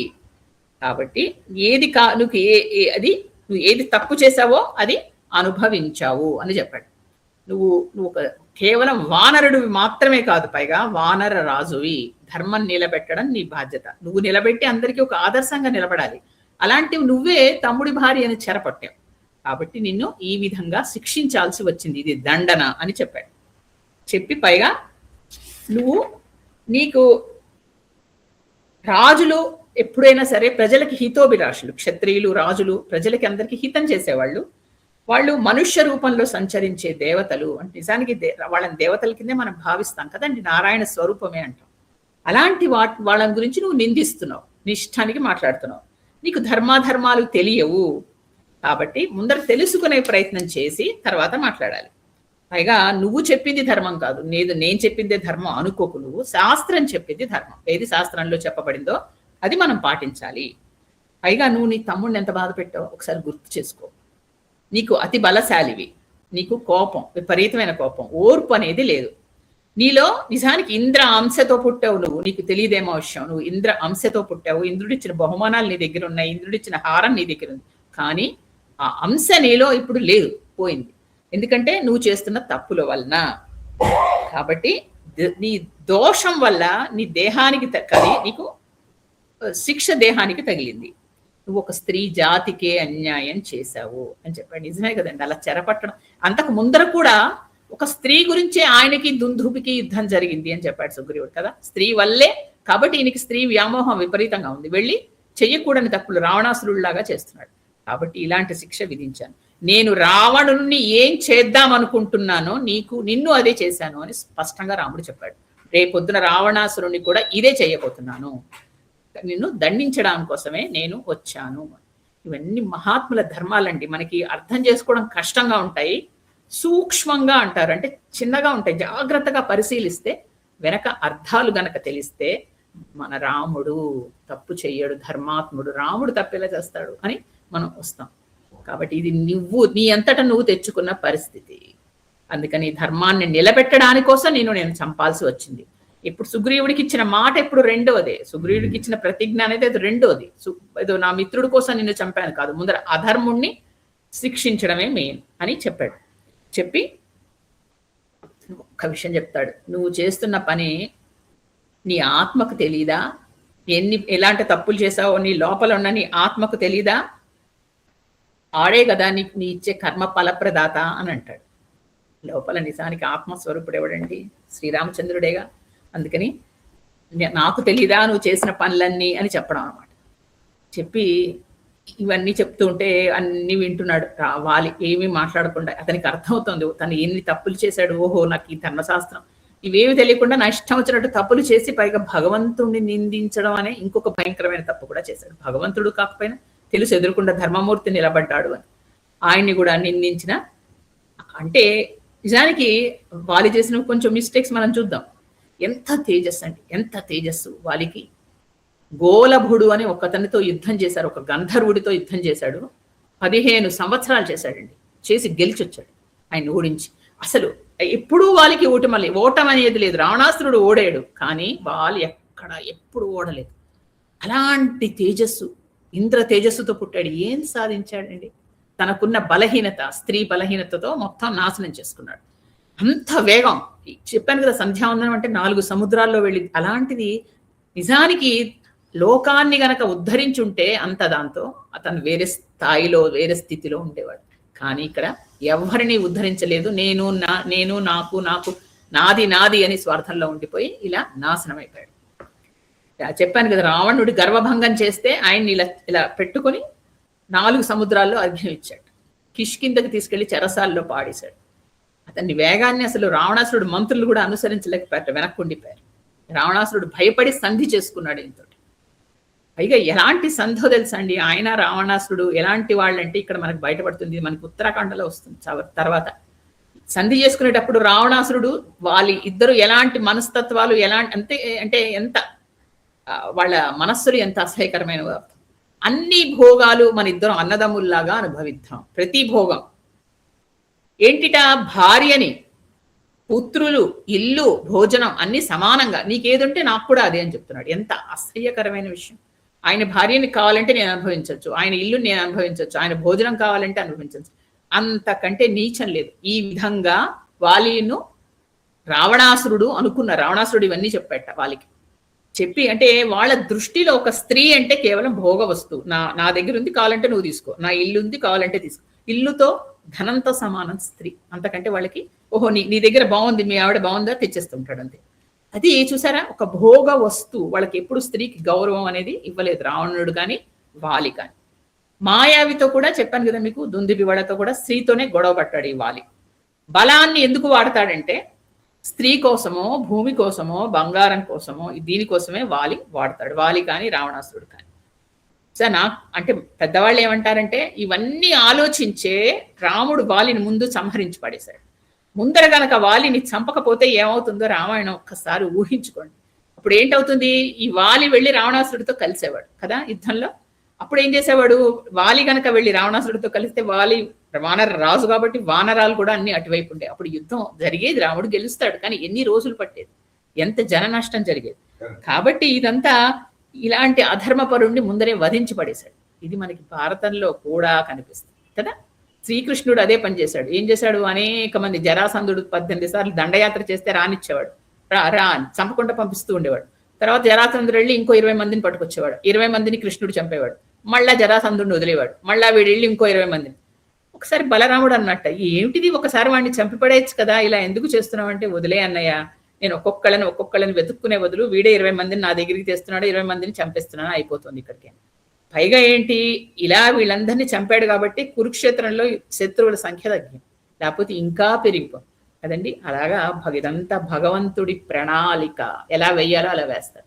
ఇలాంటి వాడికి, నిజానికి ఇలాంటి వాలికి రాముడు ఎదురుకుండా నిలబడి మాట్లాడే అర్హతే లేదు. అలాంటి వాడు ఆయన ఎదురు చచ్చిపోతూ కూడా నిలిచి ఇన్ని ప్రశ్నలు అడిగాడు. అతనికి అంత సంస్కారమే లేదు. కానీ దానికి శ్రీరాముడు అన్నిటికీ బదులు చెప్పాడు. ఎందుకు ఎందుకు ఎందుకు ఎందుకు అని నిలబడే బాణం వేశాడు ఎదురుకుండా. అది గమనించలేదు వాలి తప్పేంటి, అది శ్రీరాముడు తప్పు కాదు. చెప్పాడు కదా, జంతువులాగే వేటాడాలి అంతే. కాబట్టి రావణాసురుడికి దొరికిన అదృష్టం, వాళ్ళకి దొరికిన అదృష్టం ఒకే ఒకటి, ఏంటంటే ఇద్దరు రాముడి బాణాలకే బలయ్యారు. కానీ మాట్లాడి, నిలబడి, చూస్తూ, నమస్కరిస్తూ, క్షమాపణ వేడి వాలి మరణించాడు. ఈ అదృష్టం రావణాసురుడికి దొరకలేదు. ఎంత గొప్ప అదృష్టం దొరికిందంటే అది వాలి వెంటనే గమనించి ఆయన గ్రహించేశాడు. నాకు ఈ అదృష్టం దొరికింది, నాకు చాలా గొప్పవాడిని, నాకు ఇలాంటి రాముడి చేతిలో మరణించేంత అదృష్టం దొరికిందని వాలి గ్రహించాడు. ఇప్పుడు ఐ థింక్ మీకు అర్థమయ్యే ఉంటుంది ఎందుకు ఇలా చేశాడు అనే విషయం మనం ఇంత ఇదిగా డిస్కస్ చేశాం. కాబట్టి ఇవన్నీ రాముడు వాల్మీకి రాముడితో చెప్పించాడు. ఎందుకంటే మనకు ఇలాంటి డౌట్లు వస్తాయని ప్రతి దానికి రాముడు దానికి సమాధానం చెప్పాడు. ఇవన్నీ మనుస్మృతిలో చెప్పిన విషయాలు. దీన్ని ఏవి నువ్వు పాటించట్లేదు, నీకు తెలియకుండా ఊరికే వాదించు. పెద్దవాడు చెప్తే నువ్వు వినలేదు. ఏమి తెలుసుకోకుండా వచ్చి క్వశ్చన్స్ అడిగి నన్ను నింద చేస్తున్నావు, నువ్వు ఇది తప్పు, నువ్వు ధర్మం చేశాను నేను, ఇందులో అధర్మం ఏమీ లేదు అని. అప్పుడు ఒక మాట అంటాడు వాళ్ళు. నిజానికి చెప్పాను కదా, మనకి కొంత జాలి వేస్తుంది. ఎందుకంటే అయ్యో పాపం చచ్చిపోతున్నాడే, అయ్యో అనిపిస్తూ ఉంటుంది. కానీ ఒక జ్ఞానిగా మాట్లాడాడు వాలి, జ్ఞానిగా మాట్లాడాడు. ఒక మాట ఏంటంటే, నీ చేత చావాలని ఎక్కడో నాకు లోపల ఉందేమో రామా, అందుకే తార వద్దంటున్నా వచ్చాను ఇక్కడికి. నీ చేతుల్లో చచ్చేది, నీ చేతుల్లో మరణించేది నాకు ఉంది అవకాశం అని అన్నాడు. నిజంగా అంటే అతను అప్పటికి గ్రహించి జ్ఞాని అయిపోయాడు. ఎందుకంటే అతను ఎదురుకుండా నిలబడింది ఎవరో కాదు, ధర్మమూర్తి, ఒక ధర్మమే ఒక రూపం దాల్చి తన దగ్గరికి వచ్చిందనే విషయం అప్పుడు గ్రహించాడు. పశ్చాత్తాపం మొదలైంది దానికి. అయ్యో నా జీవితం ఇలా వృధా అయిపోతుంది, బతికుంటే రాముడికి సహాయం చేసేవాడిని, అది నాకు లేకుండా పోయింది అదృష్టం అని. వెంటనే అప్పుడు రాముని రకరకాలుగా ఆయన కీర్తిస్తాడు. కీర్తించి వెంటనే నేను చేసిన తప్పులన్నీ నాకు తెలిసిపోయాయి రామా, నన్ను క్షమించు అని అడిగాడు. ఎందుకంటే భయం వేసింది. ఒకసారి తప్పు చేశాడు, చంపేశాడు. ఇంకా తెలియక ఇంకా అనేక ప్రశ్నలు వేస్తున్నాడు. దానివల్ల ఇంకా తన కొడుకు ఇబ్బంది రాకూడదు అని చెప్పాడు. చెప్పి నాకు ఒకే ఒక దిగులు, నేను చాలా అల్లారు ముద్దుగా పెంచుకున్నాను, నా కొడుకు అంగదుడు ఉన్నాడు, వాడిని నీకు అప్పు చెప్తాను. అందుకని దోసిలోకి నమస్కారం చేశాడు వాలి, అంత బాధలో కూడా పాపం చేసి. అప్పుడు రాముడు అన్నాడు, తారని కూడా జాగ్రత్తగా చూసుకోండి అని వాలి అన్నాడు. అంటే అప్పుడు రాముడు అంటాడు, సుగ్రీవుడు ఎప్పుడు తార మీద కోపం తెచ్చుకోడు, బాగానే చూసుకుంటాడు. తర్వాత ఆమె, ఎందుకంటే ఆమె సలహా సంప్రదింపులు అందరికీ పనికొస్తాయి, చాలా బుద్ధిమంతురాలు ఆవిడ అని. ఇక అంగదుడిని మీ యువరాజు చేయడానికి నాకు ఇష్టం, సుగ్రీవుడికి కూడా అదే ఇష్టం, అందుకని మీ అంగదుడిని యువరాజు చేస్తాం, నువ్వేం దాని గురించి దిగులు పడకు అన్నాడు. ఇప్పుడు వెంటనే వాలి అన్నాడు, నాకు ఇప్పుడు పరమార్థ తత్వం ఏంటో అర్థం అవుతుంది. ధర్మాన్ని తప్పాను రామా, నన్ను శిక్షించావు, అందుకని నాకు ఏమాత్రం బాధ లేదయ్యా. సుగ్రీవుడు ఎంత అదృష్టవంతుడు, ఆ మాట అన్నాడండి. నీ స్నేహం దొరికింది, చాలా అదృష్టవంతుడయ్యా నా తమ్ముడు, ఇక ఈ రాజ్యాన్ని కూడా వెళ్తాడు, నన్ను క్షమించు నాకు, కానీ నీ వల్ల నాకు ఇలాంటి నువ్వు నా మొదట నీ బాణంతో మరణిస్తున్నాను, ఒకటి నా తప్పుకు పశ్చాత్తాపం చెప్పావు, తప్పుకి ఎప్పుడైనా సరే శిక్ష అనుభవిస్తే అదే సద్గతి అని, నాకు సద్గతి కూడా లభించింది అని చెప్తూ రాముడితో మాట్లాడుతుంటే ఈ లోపల కొంతమంది వానరులు పరిగెట్టుకుని అంతఃపురం రాజధానిలోకి వెళ్ళిపోయి తారకు చెప్పారు. రాణి, అప్పుడు ఆవిడ మహారాణి కదా, రాణి ఆవిడ అక్కడ బాలి మీద బాణం వేశాడు రాముడు, ఇంకా లోపలికి వచ్చేస్తాడు, మన రాజ్యాన్ని సుగ్రీవుడు చేస్తాడు, మన అందరినీ చంపేస్తాడు, పద మనం తలుపులు ముద్దాం, అన్ని జాగ్రత్తగా దాచేసేయండి, లోపల పదండి అన్ని అరుస్తున్నారు కొంతమంది. అరుస్తూ ఉంటే అప్పుడు పైగా వాళ్ళు అన్నారు, వెంటనే అంగదుడికి ఇక్కడే పట్టాభిషేకం చేసి రాజు చేయండి, లేకపోతే వానరులందరూ భయపడిపోయి పరిగెట్టిపోతున్నారు, ఇంకేం లేదు, అందుకని జాగ్రత్త అని గట్టిగా అందరూ లోపలికి వచ్చి అరవడం మొదలెట్టారు. ఇప్పుడు తార అంది, అని నాకు అసలు రాజ్యమే అక్కర్లేదు, నాకు ఈ పుత్రుడు కూడా వద్దు, నన్ను వదిలేయండి అని అక్కడి నుంచి ఏడుస్తూ అంతఃపురం నుంచి పరిగెట్టింది. ఎక్కడ వాలి పడిపోయాడో అక్కడికి వచ్చి అందరినీ నిర్మలంగా చూసిందండి, ఎవరిని ఏమి అని. అక్కడ మనం తారని చెప్తూనే ఉన్నాను కదా, ఆవిడ క్యారెక్టర్ అలా నిర్మలంగా చూసి అక్కడ దూరంగా వాలి పడి ఉంటే చూసి అతని రక్తం కారుతోంది, స్పృహ లేడు, అలా ఉన్నాడు కదా, ఆర్యపుత్ర అని గట్టిగా అరిచి ఏడవడం మొదలెట్టి ఆవిడ వెంబడి అంగదుడు కూడా వచ్చాడు. అంగదుడు కూడా చాలా గట్టిగా ఏడ్చాడు. అప్పుడు తార వాలి దగ్గరికి వెళ్ళి వాలిని పట్టుకుని గట్టిగా ఏడవడం మొదలెట్టి, సుగ్రీవుడి భార్యని వద్దంటుంటే ఆ రుమని అపహరించావు, ఆ అమ్మాయిని బలవంతంగా నిర్బంధించావు, తర్వాత సుగ్రీవుణ్ణి కిష్కింద నుంచి వెళ్ళకొట్టేశావు, మా ఫలం అనుభవిస్తున్నామ్మా కదా, ఎంత చెప్పినా నువ్వు వినలేదు, ఇప్పుడు అంగదుడు గతి ఏంటి, అంగదుడి సంగతి ఏంటి, ఇప్పుడు నువ్వు ఇలా మరణిస్తే వాడి సంగతి ఏంటి అని. రాముడేమో తన ప్రతిజ్ఞ నెరవేర్చుకున్నాడు అని సుగ్రీవుని చూసి ఆవిడ అంటోంది, నీ శత్రువు మరణించాడయ్యా, అందుకని నువ్వు రాజ్యాన్ని హాయిగా ఏలుకో, ఇప్పుడు రొమతో సుఖపడు అంది. అంటే చూడండి, ఆవిడకి ఉక్రోషం వచ్చేసింది, ఇంకా ఆగలేదు. ఆ సమయంలో వచ్చి వెంటనే సుగ్రీవుని, రాముడిని ఏం అనలేదంటే ఆవిడ ముందరి నుంచి తెలుసు ఆవిడకి రాముడు ఎవరో, అందుకని రాముడిని ఏమీ అనలేదు. సుగ్రీవుడు మాత్రం అంది, అది కూడా ఏమంది, నీ శత్రువు మరణించాడు, ఇంకా హాయిగా నువ్వు నీ రుమను తీసుకుని వెళ్ళినైనా హాయిగా ఉండు అని వెంటనే అంతే. నేను ఇంకా నా భర్తతో పాటు, ఆయన ఎలాగో మరణించబోతున్నాడు, నేను ప్రాయవేశం చేసేస్తాను, నేను కూడా ఆయనతో మరణిస్తాను, నేను ఇంకా నేను బతకను అంటూ గట్టిగా ఏడవడం మొదలెడితే అప్పుడు ఆవిడికి ఆపడానికి కూడా ఎవరికి ధైర్య సాహసాలు లేవు. సుగ్రీవుడు భయపడిపోయాడు, రాముడు కూడా దూరంగా ఉండిపోయాడు. ఎవరైతే తెలుసా అండి, మన హనుమంతుడు వచ్చాడు. ఆయన ఒక్కడే ఎప్పుడు ఎక్కడ ఎలా మాట్లాడాలో తెలుసా ఆయన వచ్చాడు. వాక్ చతుర్వేదుడు అంటాం కదా మనం, ఆయన వచ్చాడు. వచ్చి ప్రతి ప్రాణి తను చేసిన పనులకి, మంచి పనులకి, చెడ్డ పనులకి కర్మ ఉంటుంది, అదే అనుభవించాలి కదమ్మా తార. సుగ్రీవుడు కూడా నిమిత్త మాత్రుడే, ఆయన ఏం చెయ్యలేదు, ఇదంతా వాలి చేసుకున్న పనులకే ఆయన అనుభవిస్తున్నాడు. నువ్వనుకుంటున్నావా నీ శరీరం కూడా అస్థిరమైంది కదా, కాబట్టి నువ్వు వాలి కోసం దుఃఖించద్దు, నేను వాలి కోసం వెళ్ళిపోతాను ఇలా అనద్దు. నువ్వు ఎందుకో తెలుసా, నీ కొడుకు అంగదుడు ఇంకా పసివాడు, చిన్నవాడు, వాడిని నువ్వు కాపాడుకుని వాడిని పెంచాలి, వాడి గురించి నువ్వు ఆలోచించాలి. వానరులకు కూడా ఒక రాజు కావాలి కదా, ఈ వాలి చక్కగా పరిపాలించాడు, వాళ్ళ వాలిని దూషించాడు. ఎందుకంటే ఆవిడ ఆల్రెడీ ఏడుస్తోంది, అందుకని వాలిని చక్కగా పొగుడుతున్నాడు ఆంజనేయ స్వామి. వాలి మంచిగా పరిపాలించాడు, ఎన్ని మంచి పనులు చేయలేదు మనకి, లేకపోతే మనం ఇలా ఉండలేం కదా, కాబట్టి ఆయన తప్పకుండా పుణ్యలోకాలకి వెళ్ళిపోతాడు. ఇక నువ్వు అందరికీ రక్షకురాలిగా ఉండాలి, నువ్వు మా రాణివి ఎప్పటికీ, కాబట్టి నువ్వు మా అందరికీ రక్షకురాలివి, అందుకని ముందర అంగదుడిని ఓదార్చు. తర్వాత అప్పుడు ఎందుకంటే అతనికి ఇంకా ముందర చాలా పనులు ఉన్నాయి, ముందర అతను ఉత్తరక్రియలు అవి చేయాలి, కాబట్టి ముందు ఈ పని చేయాలి, కాబట్టి నువ్వు నిభాళించుకో అమ్మా అని చెప్పాడు. అప్పుడు తార హనుమంతుడితో అంది, నాకు 100 మంది అంగదులైనా సరే నాకు వాలితో సమానం అవుతారా, నా మొగుడితో సమానం అవుతారా, అలా అడిగింది. 100 మంది అంగదులు పుత్రులు ఉన్నా నాకు వాలితో సమానం కారు, కాబట్టి నేను సహగమనం చేసేస్తాను, నేను ఉండను, నేను వెళ్ళిపోతాను అని మళ్ళా అంది. నన్ను అంగదుడిని రాజుగా చేయమంటున్నారు, అంటే అంగదుడు కంటే సుగ్రీవుడే రాజుగా ఉండడం మంచిది, నాకు సుగ్రీవుడి మీద నమ్మకం ఉంది, సుగ్రీవుడే అంగదుడి బాగోగులు చక్కగా చూసుకుంటాడు అని చెప్పి. తర్వాత వాలి మెల్లిగా కళ్ళు తెరిచాడు, ఇంకా అతను మరణించలేదు, కళ్ళు తెరిచి అప్పుడు అన్నాడు, సుగ్రీవుడిని పిలిచాడు దగ్గరికి, పిలిచి సుగ్రీవా, నన్ను నువ్వు దోషిగా భావించద్దు, నేను తప్పులు చేశానయ్యా నాకు తెలుసు, కానీ ఒక్క విషయం నేను చెప్పనా, మన ఇద్దరికి కలిసి నిజంగా అన్యోన్యంగా ఉంటే ఎలా ఉండేదో తార ఎన్నోసార్లు చెప్పింది. నిన్ను చేరతీయమని, నేను చేరతీయలేదు. మన ఇద్దరం అన్నదమ్ములుగా కలిసి ఉంటే ఎంత బాగుండేదో, మన ఇద్దరికి అది రాసి పెట్టి లేదు అన్నాడు. మన ఇద్దరికి అది రాసి పెట్టి లేదు. అందుకని నువ్వు వానర రాజ్యానికి రాజు అవు. అంగదుడు ఇంకా పసివాడు, వాడిని సొంత కొడుకులాగా నువ్వు చూసుకో. తర్వాత వాడిని సర్వసమర్థుడిని చేయి. వాడు మంచి బలశాలి, కానీ వాడికి ఇంకా పూర్తిగా అన్ని తెలియదు. అందుకని వాడిని నువ్వు సర్వసమర్థుడిగా చేసి వాడికి బాగా చూసుకో. తర్వాత తార నా భార్య సూక్ష్మ బుద్ధి ఉంది ఆవిడికి, చాలా అన్ని ముందర ఊహించి చెప్తుంది, అన్ని చెప్తుంది, చాలా తెలివితేటలున్నాయి. సుషేణుడి కూతురు ఆవిడ పైగా రాబోయే విషయాలు ముందర తెలుసుకుంటుంది. ఆవిడ చెప్పినట్టు కనుక మనం విని చేస్తే మనందరికీ మంచిది, రాజ్యానికి మంచిది, మనందరికీ మంచిది. కాబట్టి ఇలా ఆవిడని కూడా చేరతీయి. ఇంకోటి ఏంటంటే తెలుసా, శ్రీరాముడి కార్యాన్ని ఒక ఆదేశంగా చేయి. రాముడు ఏది చెప్తే చక్కగా చెయ్యి. ఆయన మనస్సును ఎట్టి పరిస్థితుల్లో నొప్పించద్దు, జాగ్రత్తగా ఉండు అని చెప్పాడు. చెప్పి అప్పుడు కొడుక్కి పిలిచి చెప్పాడు, నాయన అంగద, నువ్వు సుగ్రీవుడితో పినతండ్రితో జాగ్రత్తగా ఉండు. తర్వాత ఆయన చెప్పిందల్లా చెయ్యి. రాముడి మాటని మాత్రం దైవ కార్యంగా చెయ్యి. రాముడు ఏం చెప్తే అది చెయ్యాలి. నేను చేయలేకపోతున్నాను, అదృష్టవంతుడి కాదు, నువ్వు అదృష్టవంతుడి, మీ ఇద్దరు రాముడి పనులు చక్కగా చెయ్యండి అని చెప్పాడు.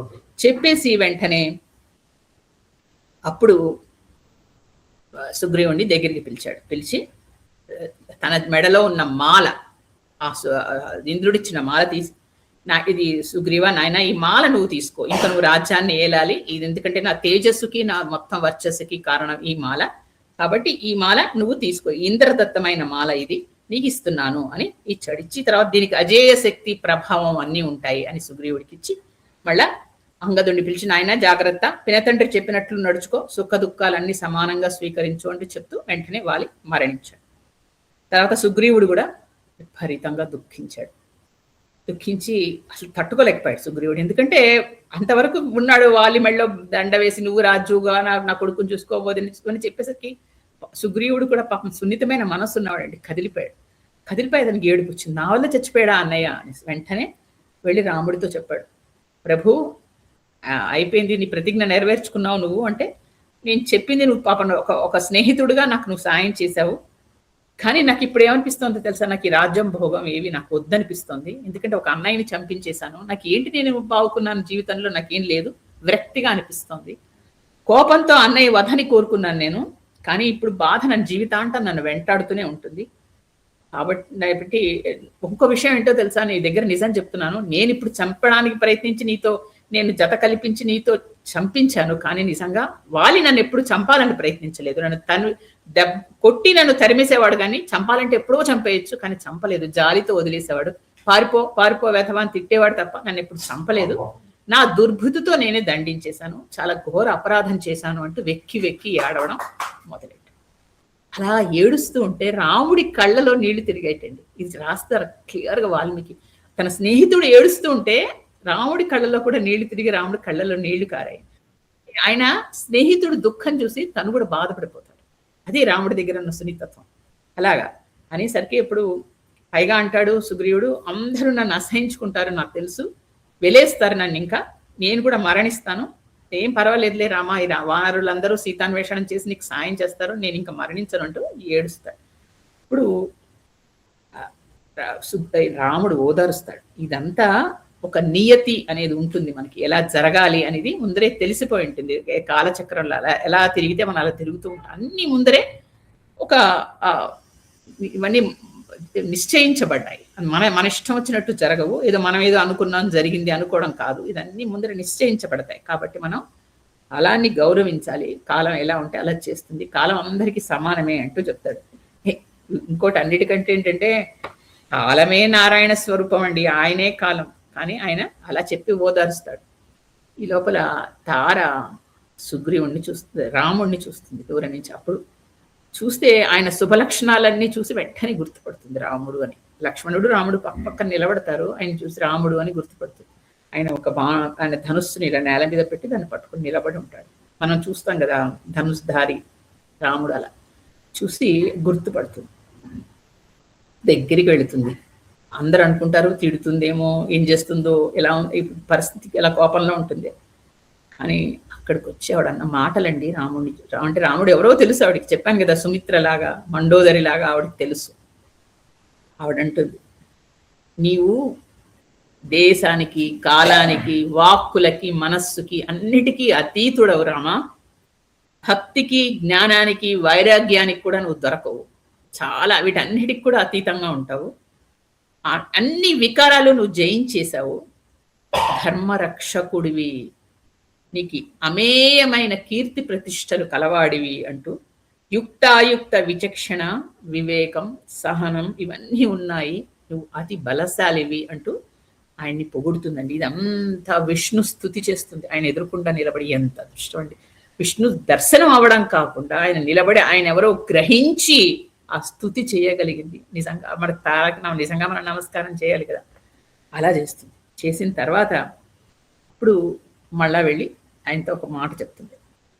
నువ్వు సీతని విడిచిపెట్టి నువ్వు ఎంత బాధపడుతున్నావో, వాలి స్వర్గానికి వెళ్ళి నన్ను విడిచిపెట్టి అంతే బాధపడతాడు.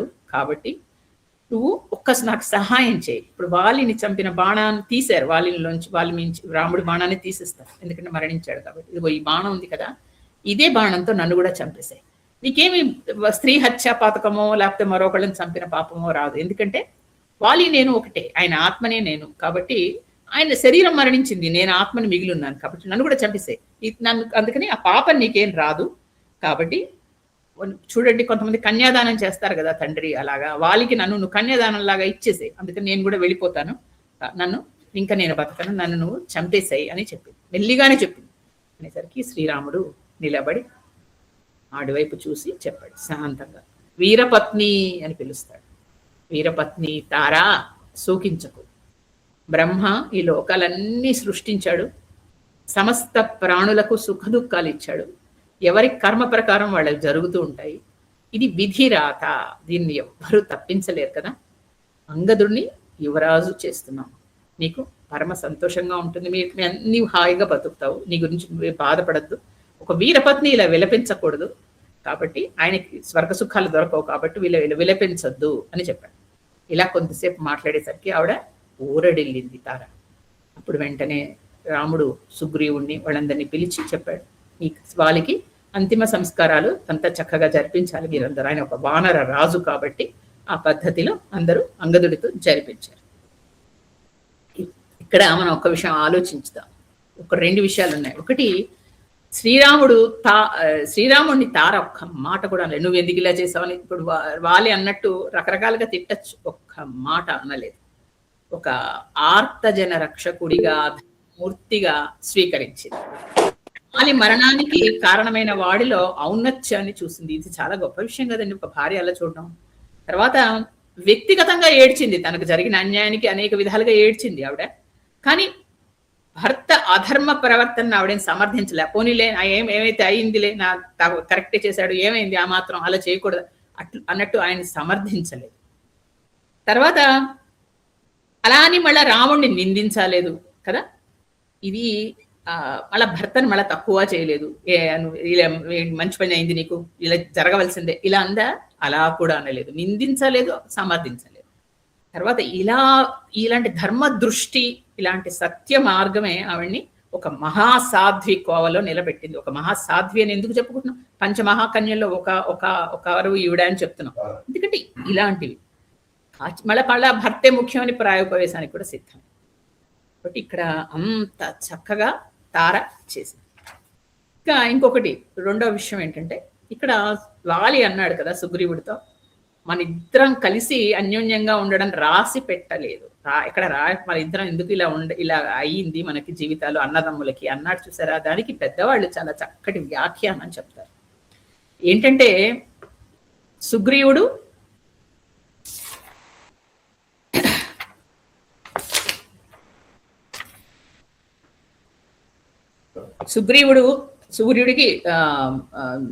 సూర్యుడికి కొడుకు కదా, వాలి ఏమో ఇంద్రుడికి కొడుకు కదండి. ఇంద్రుడు భోగస్వరూపుడు నిజానికి కదా, ఆయనకి ఎప్పుడు అది మనకి ఒక భోగ లాలసత ఉంటుంది. సూర్యుడిది జ్ఞానస్వరూపుడు ఆయన. పైగా ఏంటంటే సూర్యుడు అంటే ఇక్కడ చెప్పవలసింది, సారీ ఒక నిమిషం, సూర్యుడు అంటే కాంతి కదండి, కాంతి, వెలుతురు ఇలాంటిది. ఇంద్రుడు అంటే ఇంద్రుడు మేఘాలకి రాజు. మేఘం, నల్లగా ఉండే మేఘాలు, వర్షించే మేఘాలు. ఎప్పుడైతే వర్షించే మేఘం వస్తుందో అప్పుడు కాంతి ఉండదు. అలాగే కాంతి ఉన్నప్పుడు వర్షించే మేఘము రాదు, రెండూ రావు. రెండు కలిసి ఉండడం అంటూ ఉండదు. ఆ రెండు కలిసి ఉండడం రాసి పెట్టి లేదు అన్నాడు చూసారా, అది అన్నమాట. ఇక్కడ వెనక అర్థం పెద్దవాళ్ళు ఇలా చెప్తారు. ఎందుకంటే సూర్యుడు అంటే కాంతి, వెలుతురు, ఇంద్రుడు అంటే నల్ల మేఘాలు, వర్షం. ఈ రెండు కలవవు కాబట్టి రెండు కలిసి ఉంటాడు, రాసి పెట్టి లేదు అని. ఇదే మనకి భారతంలో కూడా జరుగుతుంది. ఇక్కడ సూర్యుడి కొడుకు కర్ణుడు, ఇంద్రుడి కొడుకు అర్జునుడు. ఎవరు ధర్మం చేస్తే భగవంతుడు అటే ఉంటాడు. ఇక్కడ ధర్మం చేసిన సుగ్రీవుడి వైపు ఉన్నాడు, అధర్మం చేసిన వాలిని శిక్షించాడు. అలాగే అక్కడ అధర్మపరుడైన కర్ణుడిని శిక్షించాడు, ధర్మపరుడైన అర్జునుడిని గెలిపించాడు కదా. అక్కడ ఈయన సూర్యుడు కొడుకు, ఇంద్రుడి కొడుకు అని చూడలేదు. అది మొన్న కూడా చెప్పుకున్నాం, అది జరిగింది. అక్కడ కూడా అంతే, ఆయన ఇంద్రుడి కొడుకు, ఈయన సూర్యుడి కొడుకు, వీళ్ళు ఎప్పుడు కలవలేదు, కలవడం అవదు. అక్కడ కూడా రాసి పెట్టలేదు. ఇక్కడ ఇద్దరు అన్నదమ్ములే, అక్కడ కూడా జరగలేదు. అది ఈ మాటలో, ఒక చిన్న మాటలో ఇంత అంతరార్థం ఉంది అని పెద్దలు చెప్తూ ఉంటారు. ఇక్కడ అయిన తర్వాత మనకి యుద్ధం కాదు, ఇక్కడ దండన అంటాం. ఇక్కడ ఏంటంటే ఇక్కడ తన ధర్మ నిష్టని ఈ వాలి దాని ద్వారా ఆయన ప్రకటించాడు. ఇక్కడ ఏంటంటే ఇప్పుడు వాలికి కూడా అందుకే తృప్తి కలిగింది. వాలి కూడా తృప్తిగా మరణించాడు, పైగా క్షమాపణ వేడాడు, అన్ని చెప్పాడు, ఒక సూక్ష్మ ధర్మాలేవో తెలుసుకున్నాడు.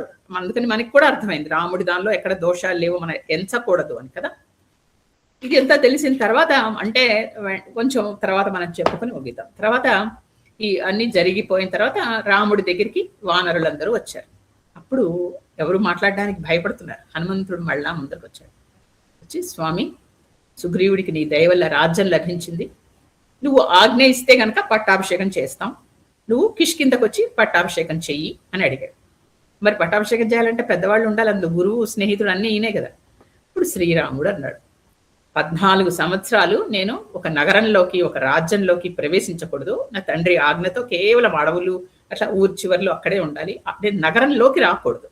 కాబట్టి నేను రాను. అందుకని సుగ్రీవుడికి పట్టాభిషేకం, అంగదుడికి యువరాజ్య పట్టాభిషేకం మీరు వెళ్ళి చేయండి. పైగా ఇప్పుడు ఏంటో తెలుసా, అప్పుడేమో శ్రావణ మాసం జరుగుతోంది ఇదంతా జరిగినప్పుడు. కాబట్టి ఇక్కడి నుంచి ఇంకా 4 నెలలు వర్షాకాలం, శ్రావణం నుంచి మొదలవుతుంది అంటాం కదా. కాబట్టి ఇది అవగానే ఆ తర్వాత ఆశ్వీజ మాసం వస్తుంది. ఆశ్వీజ మాసంలో చివర అప్పుడు మనం సీతాన్వేషణ, అంటే పౌర్ణమి అయ్యాక, ఆశ్వీజ పౌర్ణమి అయ్యాక సీతాన్వేషణ స్టార్ట్ చేద్దాం. ఎందుకంటే వర్షాకాలం కష్టం, వెళ్ళడం, వెతకడం, ఎట్లా వెళ్తారు పాపం వానరులు, అందరికీ కష్టం కదా. అందుకని అప్పటి వరకు సుగ్రీవా, నువ్వు నీ రాజ్యాన్ని సుస్థిరం చేసుకో, పట్టాభిషేకం చేసుకో, చక్కగా రాజ్యాన్ని అనుభవించు. నేను లక్ష్మణుడు రాము, మేము ఇద్దరం ఇక్కడ పర్వత గుహలో ఉంటాం. అంటే లక్ష్మణుడికి నిజానికి నియమం లేదు, రాముడి కోసం ఆయన అడవికి వచ్చిన రాముడికి మాత్రమే నియమం. అందుకని నేను ఇక్కడే ఉంటాను. ఏంటి ఇక్కడ చూడండి, రాముడు ఇతరుల సుఖాన్ని కూడా ముందర ఆలోచిస్తాడు. ఏది ఇప్పుడే మొదలెట్టండి అంటే నిజానికి వెళ్ళేవాళ్లే, కానీ పాపం వానరులందరికీ ఇబ్బంది పడతారు ఈ వర్షాకాలంలో ఎందుకు అని అక్కర్లేదని చెప్పాడు.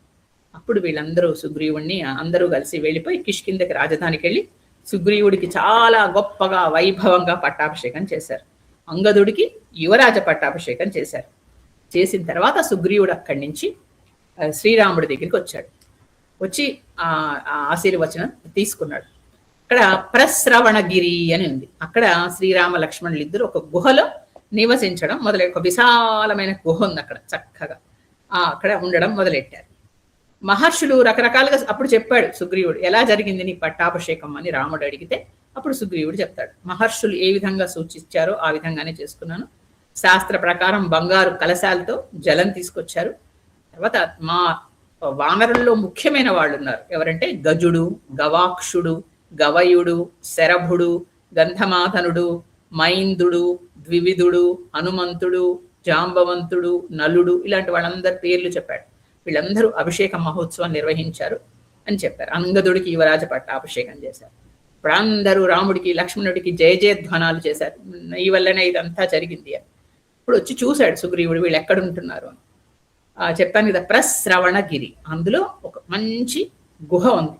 ఆ గుహలో పక్కన తెలుపు, నలుపు, ఎరుపు రంగుల శిలలు ఉన్నాయట, 3 రంగుల శిలలు. అందులో ఆ చక్కగా దాని మీద సెలయేళ్లుట, పక్కన చిత్రమైన లతలు, వృక్షాలు అన్నీ ఉన్నాయి. ఆ పక్కకు వస్తే చాలు పక్షుల కిలకిలా రవాలు వినిపిస్తున్నాయి, నెమళ్ళ క్రేంకారాలు వినిపిస్తున్నాయి. అనేక పుష్ప వృక్షాలు, ఫల వృక్షాలు అక్కడ అన్నీ ఉన్నాయి. వికసించిన పద్మాలన్నీ పక్కన సెలయేరులో ఉన్నాయి. అక్కడ రాముడు లక్ష్మణుడు ఉంటే వీళ్ళు అందరూ కిష్కిందకి వెళ్ళారు. ఇంకొన్ని రోజులు మరి 4 నెలల తర్వాత కదా చేద్దామన్నాడు అని వెళ్ళారు. వెళితే అప్పుడు ఇక లక్ష్మణుడు అందరి మనసులు శాంతించాయి. చూసారా, ఇక్కడ సుగ్రీవుడి మనసు శాంతించింది. ఆ తర్వాత మిగతా అందరూ వానరులందరూ హాయిగా వెళ్ళి జయ జధ్వనాలు చేస్తూ ఆ పట్టాభిషేకంలో ఉన్నారు. ఇక్కడ రాముడు కూడా తన స్నేహితుడికి ఇచ్చిన తన మాట నిలబెట్టుకున్నాను అనే శాంతిని పొందాడు. పొందిన తర్వాత అప్పుడు ఇక చాతుర్మాసం అయిన తర్వాత మనం ఇంకా సీతాన్వేషణ మొదలెడదాము అన్నాడు. కానీ రాముడికి ఆ సెలయేళ్ళు అవన్నీ చూసేసరికి సీతమ్మ గుర్తొచ్చింది. అయ్యో, ఇవన్నీ సీతమ్మ ఉంటే ఎంత బాగుండేది, ఇవన్నీ చూసేది ఆవిడికి, ఇలాంటివన్నీ అన్ని ఇష్టం కదా అని అనుకుంటూ ఉంటే అప్పుడు లక్ష్మణుడు చెప్పాడు, అన్నయ్య మనం ధైర్యం కోల్పోకు, నువ్వు సర్వ శుభలక్షణ సంపన్నుడివి, 4 నెలలు అవ్వగానే నువ్వే కదా సమయం ఇచ్చావు, వాళ్ళు వస్తారు, అప్పుడు మనందరం వెళ్ళి రాక్షసులతో యుద్ధం చేసి అవధిని తీసుకొద్దాము. ఇక చాతుర్మాసం 4 నెలలు వీళ్ళు ప్రశాంతంగా అందరి మనసులు శాంతించి చల్లగా హాయిగా, ఎండాకాలం పోయి మనసులందరూ చల్లగా హాయిగా ఉన్నారు. మన మనసులు కూడా ఇక్కడికి శాంతించాయి. ఇంత వధ యుద్ధం ఇవన్నీ సందేహాలు తీరి మన మనసులు కూడా చల్లగా శాంతించాయి. కాబట్టి ఇక్కడికి ఆపిన తర్వాత ఇక తర్వాత ఏమైంది, ఎలా యుద్ధానికి సిద్ధం అయ్యారు అనేది వచ్చే వారం చెప్పుకుందాం. శ్రీరామ్.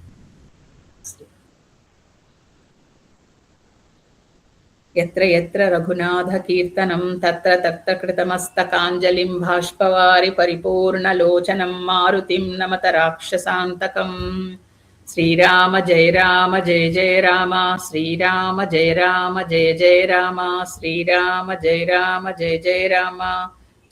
సుఖీ హనుమాన్ సీత లక్ష్మణ శ్రీ రామచంద్ర పరబ్రహ్మ జయ శ్రీరామ్. ఈరోజు మీకు హనుమంతుడి 12 నామాలు పంపించాను. అది కనుక నోటికి వచ్చేస్తే పర్వాలేదు, నోటికి వచ్చే వరకు చదువుకోండి. ఎప్పుడు చదువుకున్నా, ముఖ్యంగా ప్రయాణాల్లో రాత్రి పగలు, అది మనకి సర్వత్రా విజయం కలిగించే నామాలు. చాలా చాలా గొప్ప నామాలు. మొత్తం 12 విడివిడిగా కూడా రాశాను, మీకు అర్థాలు అవుతాయని. అర్థం కూడా అన్ని కలిపి సంధుల్లో ఉంటాయి ఆ శ్లోకంలో. అది 4-5 సార్లు చదివితే మీకు నోటికి వచ్చేస్తుంది. చదువుకోండి, చాలా చాలా మంచిది హనుమంతుడి నామాలు. మనం హనుమంతుడి శ్లోకం ప్రతిసారి చెప్పుకుంటున్నాం, ఆయనకి నమస్కారం చేసినట్టు అవుతుంది, మనకి కార్యజయం అన్ని కలుగుతాయి. కాబట్టి ఆ 12 నామాలు తప్పకుండా మీ చదువుకునే వాటిల్లో మీ పుస్తకంలో రాసుకోండి. స్వస్తి. అమ్మ చెప్పనా? ఒక్కమ్మ. వాలి సుగ్రీవులు యుద్ధం తెలుసుకున్నాం. రాముడు ముందరికి వచ్చి వాలి మీద బాణం వేశాడు. వాలికి వాయుదేవుడు కన్నా వేగం ఉన్న వాలి చేతితో బాణాన్ని పట్టుకోగలడు. అంటే రామ బాణం అంతకు మించిన వేగంతో వాలిని కొట్టింది. ప్రాణం పోయేలా కొట్టలేదు. మెడలో ఉన్న ఇంద్రుడిచ్చిన మాల తేజస్సును కాపాడుతుంది. బుద్ధి, శక్తి, ప్రాణశక్తి పనిచేస్తున్నాయి. ఎన్నో ప్రశ్నలు వేస్తాడు. ఇవన్నీ మనకు వచ్చే అనుమానపు ప్రశ్నలే వాలి ద్వారా రాముడు అడుగుతాడు. వాలి అన్నాడు రాముడితో, నువ్వు దశరథుడి కుమారుడివి, ఉత్తమ వంశంలో జన్మించావు, నువ్వు గడ్డి కప్పిన భావివి, ఎందుకు వెనక నుంచి బాణం వేశావు? నువ్వు అధర్మపరుడివి. నీకు నీ దేశానికి నేను ఎప్పుడైనా ఏదైనా అపకారం చేశానా? మేము వానరులు, నువ్వు రాజువి, నా దగ్గర ఫలాలే ఉంటాయి, నా చర్మం, గోళ్ళు, మాంసం ఏం కావాలి నీకు? నీ తండ్రికి చెడ్డ పేరు ఎందుకు తెస్తున్నావు? సత్పురుషులకి ఏమని చెప్తావు? ఇప్పుడుకొచ్చి నేను యుద్ధంలో ఓడలేదు, నువ్వు ఎందుకు వెనకాల నుంచి వచ్చి బాణం వేసావు? నువ్వు సుగ్రీవుడిని సీత కోసం ఆశ్రయించావు, అదే కనుక నన్ను ఆశ్రయించి ఉంటుంటే ఒక్క రోజులో సీతను తీసుకువచ్చేద్దు. నా తరువాత సుగ్రీవుడు రాజవ్వటం సరే, కానీ నా మరణం సముచితం కాదు. వాలి ప్రశ్నల్లో మనకి ధర్మం కనిపిస్తుంది, కానీ లోపల చూస్తే అంతా అధర్మమే. రాముడిది ధర్మ సూక్ష్మం. రాముడు ధర్మరక్షణ కోసం వచ్చాడు. దెబ్బతీయటానికి ధార్మికమైన పని చేయవలసి వస్తుంది. అదే అధర్మాన్ని దెబ్బతీయటానికి ధార్మికమైన పని చేయవలసి వస్తుంది. అదే ధర్మ సూక్ష్మం. ఒక ధర్మాన్ని పాటించేటప్పుడు ధర్మకాఠిన్యం కూడా ఉండాలి. శ్రీరాముడు ధర్మమూర్తి. ఆయన ఎన్నటికీ తప్పు చేయడు. రాముడు సౌమ్యంగా సమాధానాలు చెప్పాడు. అజ్ఞానంతో నీకు ఏమీ తెలియటం లేదు వాలి, నువ్వు తెలుసుకునే ప్రయత్నం కూడా చేయలేదు. పెద్దలు చెప్పినవి వినవు. వానరుడి చపలత్వం కూడా ఉంది నీకు. ఇది జంబూద్వీపం, ఇక్ష్వాకు మహారాజులుంటారు. నేను భరతుడు ప్రతినిధిని. మా వంశం వాళ్ళకి అన్నిటి మీద అధికారం ఉంటుంది. భరతుడు ధర్మరక్షకుడు. మేము ఆయన ఆదేశం మేరకు అధర్మాన్ని శిక్షిస్తున్నావు. నువ్వు స్వార్థపరుడివి. నువ్వు మీ ధర్మాన్ని అనుసరించలేదు. తండ్రి, అన్న, గురువు తండ్రులతో సమానం. వారు ఏది చెప్పినా ఆచరించాలి. విద్య నేర్పిన వారు సూచిక గురువు, నియమాలు నేర్పిన వారు వాచక గురువు, మంత్రోపదేశం చేసిన వారు బోధక గురువు. ఇవన్నీ పరంపరంగా వస్తున్న ధర్మాలు. కూతురు, సోదరి, తమ్ముడు భార్య వాళ్ళు ముగ్గురి వైపు చెడు ఆలోచనతో చూస్తే మరణదండనే దానికి శిక్ష. నీ తమ్ముడు భార్యను చెరపట్టి అనుభవిస్తున్నావు, అందుకనే ఈ దండన విధించవలసి వచ్చింది. నీతో యుద్ధం చేస్తాను, నువ్వు బాణాలు పట్టుకుని లేవు కదా, నువ్వు వానరుడివి. మనస్మృతిలో పాపాలు చేసిన వారికి సరైన శిక్ష విధించకపోతే రాజుకి ఆ పాపం చుట్టుకుంటుంది అని చెప్పారు. ఆ ధర్మమే నేను పాటించాను, అందుకనే నీకు మరణదండను విధించానన్నాడు. నువ్వు శాఖామృగానివి. క్షత్రియులు తప్పు చేసిన మృగాన్ని చాటు నుంచి వేటాడొచ్చు, వధించవచ్చు. ఇది రాజనీతి. ఇక్కడ యుద్ధ ధర్మం పనికి రాదు. నువ్వు చేసిన తప్పుకి నువ్వు అనుభవిస్తున్నావు. రాజులు మనుష్య రూపంలో సంచరించే దేవతలు. నువ్వు అధర్మంగా మాట్లాడుతున్నావు. ముందు అది తెలుసుకో. నువ్వు ఇంద్రాంశతో పుట్టావు, కానీ దోషం వల్ల నీ శరీరానికి తగిలింది అన్నాడు. నిన్ను దండించడానికి నేను వచ్చానన్నాడు. మన రాముడు ఎప్పుడూ తప్పు చేయడు, ధర్మాన్నే పాటిస్తాడు. నువ్వు చేస్తున్న పని నీ ఆత్మకు తెలియదా అన్నాడు. నాకు తెలియదా అని చెప్పకనే చెప్పటం అన్నమాట ఇది. అప్పుడు తెలుసుకున్నాడు వాళ్ళకి ఎంత తేజస్సు. ఒక గంధర్వుడితో 15 సంవత్సరాలు యుద్ధం చేశాడు. అంత బలమైన వాడు. ఎంత వేగం వాళ్ళకి. లోకాన్ని ఉద్ధరించుకుంటే ఎంత ఉన్నత స్థితిలో ఉండేవాడు, కానీ ఏ మంచి పని చేయలేదు. స్త్రీని భోగ వస్తువులా చూశాడు, అందుకనే భగవంతుడి చేతిలో శిక్షించబడ్డాడు. ఇలాంటి వాళ్ళకి భగవంతుడి ముందు నిలిచిన అర్హత లేదు. కానీ రాముడు చాలా శాంతంగా వాలి ప్రశ్నలన్నిటికీ సమాధానాలు ఇచ్చాడు. వాలి తన తప్పు తెలుసుకుని రాముడికి నమస్కరించాడు. నీ చేత చావాలని లోపల ఎక్కడో ఉందమో రామా, అందుకని తార వారిస్తున్నా వినలేదు. పశ్చాత్తాపంతో క్షమాపణ కోరాడు. నాకు నా కొడుకు అంగదుడి గురించే నా దిగులంతా. నీ చేతిలో పెడుతున్నాను, తారను బాగా చూసుకోండి అన్నాడు. తారను సుగ్రీవుడు గౌరవిస్తాడు, అంగదుడిని యువరాజును చేస్తాడు అనగానే వాళ్ళకి సంతోషం అనిపించింది. తారకి విషయం తెలిసింది. నాకు రాజ్యము పుత్రుడు వద్దు అని పరిగెట్టి వాలి దగ్గరకు వచ్చి నిర్మలంగా చూసి ఆర్యపుత్ర అంటూ వాలిని పట్టుకుని ఏడ్చేసింది. అంగదుడు కూడా ఏడ్చాడు. నువ్వు చాలా తప్పు చేశావు అని భర్తతో అంది. ఇప్పుడు అంగదుడి పరిస్థితి ఏంటి? నీ శత్రువు మరణించాడు, నువ్వు హాయిగా నీ రుమ్మను తీసుకుని వెళ్ళు అని సుగ్రీవుడితో అంది. హనుమంతుడు ప్రతి ప్రాణి తాను చేసిన కర్మ అనుభవించాలి, నీ కొడుకుని నువ్వు కాపాడి పెంచాలి, అలా అనకమ్మా అన్నాడు.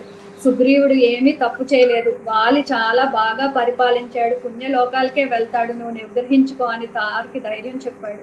నాకు 100 మంది అంగదులైన వాలితో సమానం కాదు, నేను సహగమనం చేస్తానండి.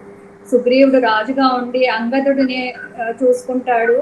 వాలి అన్నాడు, మన ఇద్దరం అన్నదమ్ములుగా మంచిగా ఉంటే ఎంతో మంచిగా జరిగేది, కానీ మనకు ప్రాప్తం లేదు. నువ్వు రాజు అయ్యి అంగదుడిని చూసుకో, శ్రీరాముడు కార్యాన్ని చక్కగా చెయ్యి, రాముడిని నొప్పించుకోవద్దు. అంగద, రాముడు ఏది చెప్పితే అది చెయ్యినాయన అని చెప్పాడు. సుగ్రీవుడికి ఇంద్రదత్తమైన మాలని వేశాడు.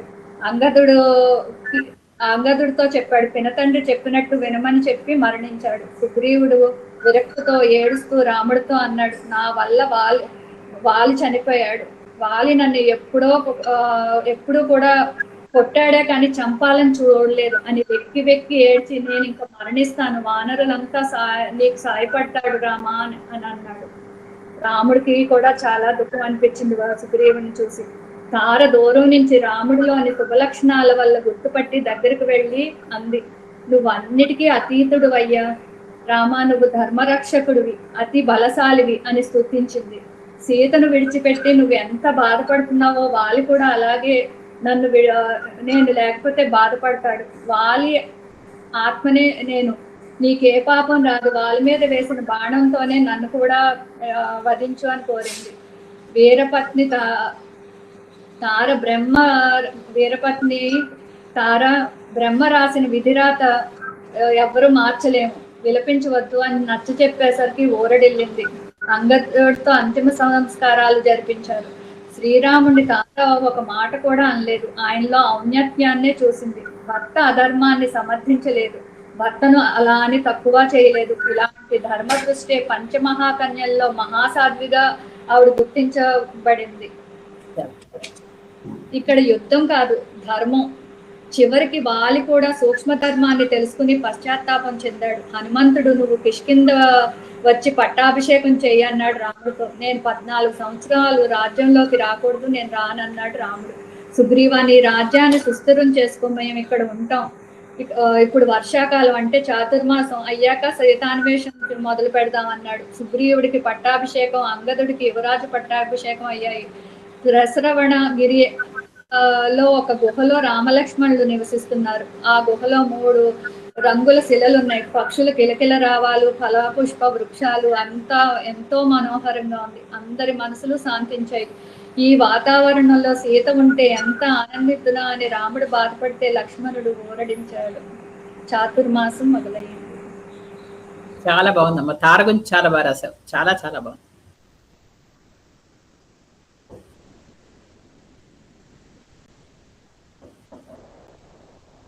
ఎవరికైనా ఏమైనా డౌట్స్ ఉన్నాయమ్మా? వాలి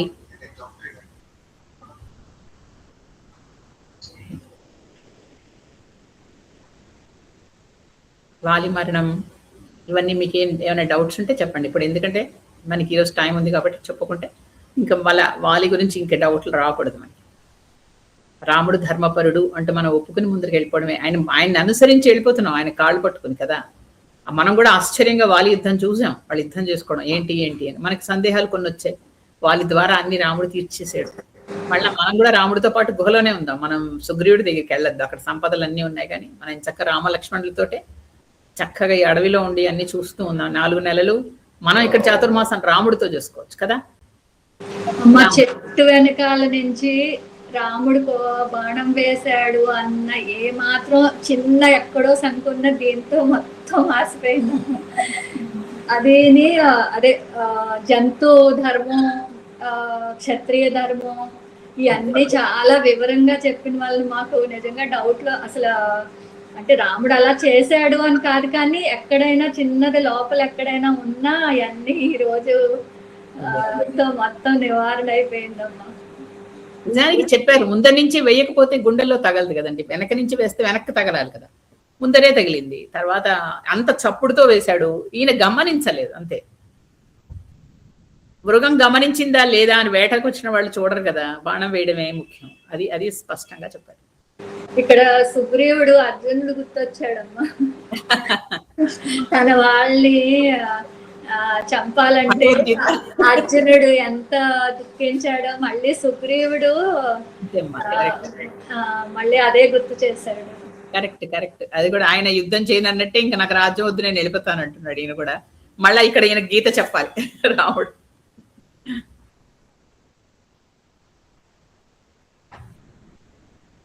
తార నెక్స్ట్ మీకు అందరికీ అది ఈ వారంలో తార గురించి మీకు ఎంత ఇంకా ఉందమ్మా. తార తర్వాత కూడా ఎంత సమర్థవంతంగా మన పనులు చక్కబడుతుంది. సరే, ఈ నెక్స్ట్ క్లాస్ కూడా అయిన తర్వాత అప్పుడు రాయండి తార గురించి. ఎందుకంటే అంతే, ఒక మెరుపు కిష్కింద కాండలో వచ్చి మాయమైపోతుంది, మళ్ళీ తర్వాత ఇంకా రాదు ఆవిడ. కాబట్టి నెక్స్ట్ క్లాస్లో కూడా తారకు ఉంది పోర్షన్, అది కూడా అయ్యాక అప్పుడు మీరు రాయండి. ఎందుకంటే చాలా గొప్ప క్యారెక్టర్ అది రామాయణంలో. వాల్మీకి నచ్చినది, చాలా నచ్చిన పాత్ర. అందుకని ఆవిడ ప్రవేశపెట్టేటప్పుడే చెప్తాడు చాలా గొప్పది ఈవిడ అంటూ చెప్తాడు. వాళ్ళ గొప్పతనం మనం ఇప్పుడు ఆల్మోస్ట్ మనకు 75% తెలుసు, ఇంకొక 25% తర్వాత తెలుస్తుంది వచ్చే క్లాస్లో. ఎంత చక్కగా మాట్లాడుతుంది, ఎప్పుడు ఎక్కడ ఎవరితో ఎలా మాట్లాడాలో తెలుసు. అదే కదా ముఖ్యంగా కావాల్సింది అది. ఆ తర్వాత హనుమంతుడు, ఆయన వాక్ చతురుడు అంటారు. అసలు పోయినసారి ఆయన మాటే లేదు, 2 సార్లు మాట్లాడాడు. చూడండి, అసలు కొంతమంది అయితే చెప్తారు, పెద్దవాళ్ళు ఏంటో తెలుసు, హనుమంతుడు మాటలన్నీ రామాయణంలో ఉన్నవన్నీ రాస్తే మనకందరికి ఒక పెద్ద లెసన్ అవుతుంది ఎలా మాట్లాడాలి అనేది. ఎంత కావాలంటే అంతే మాట్లాడతాడు, ఎక్స్ట్రా అసలు ఒక మాట మాట్లాడు, అవసరం ఉంటేనే మాట్లాడు. ఇక్కడ హనుమంతుడు సుగ్రీవుడు మంత్రి అయినా వాళ్ళ గురించి తారతో ఎంత బాగా చెప్పాడు. ఆయన గురించి ఊర్ధ్వలోకాలకు వెళ్తారు, ఇవన్నీ ఆవిడకి ధైర్యం చెప్పడం. ఎక్కడ వాళ్ళ గురించి ఒక చిన్న తప్పు మాట కూడా కదమ్మా, ఆ టైంలో మాట్లాడితే ఆవిడ తట్టుకోలేదు కదా. మంచి పని అయింది, వాళ్ళకి ఇలాంటి చెడ్డ పని చేశాడు కదా, అలా అంటే ఇంకా మా ఆవిడ కోపం రాదు. అలా కాకుండా ఆవిడని అనునయించాలి. అందుకని అక్కడ అలా మాట్లాడాలి. అది అది ఆయనలో ఉండే అదన్నీ మనకి నిజంగా లెసన్స్. ఒక్కొక్కటి ఎవరితో ఎప్పుడు ఎలా మాట్లాడాలి అనేది మనం నేర్చుకోవడానికి ఎంత నిగ్రహం ఉండాలి మాటలు, అది మనకి నేర్పిస్తూ ఉంటాడు హనుమంతుడు.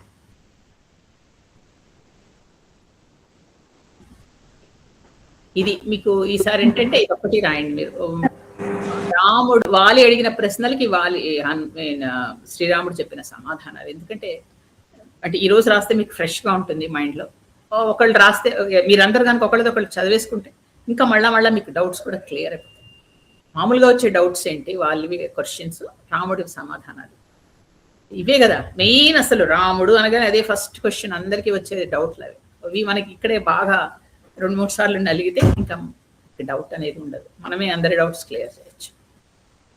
ఇవాళ తెలుసుకున్న విషయం ఏంటంటే అమ్మా, మనం మామూలుగా విషయం సరిగ్గా వినకుండానే అవతల వాళ్ళు తప్పు లేకపోయినా ఒకసారి తొందరపడి మాట్లాడేస్తాం. ఇక్కడ అవతల వాళ్ళది తప్పు ఉన్నా కూడా తార కానీ హనుమంతుడు కానీ రాముడు కానీ ఒక్క తప్పు మాట రానివ్వలేదమ్మా. మనం అవతల వ్యక్తి మంచి చేసినా ఒక్కోసారి కంగారు పడిపోయి తొందర పడిపోయి గమ్మున మాట జారుతాం కదా. ఎంత నిగ్రహించుకోవాలో ఇందులో ముగ్గురు చూపించారు.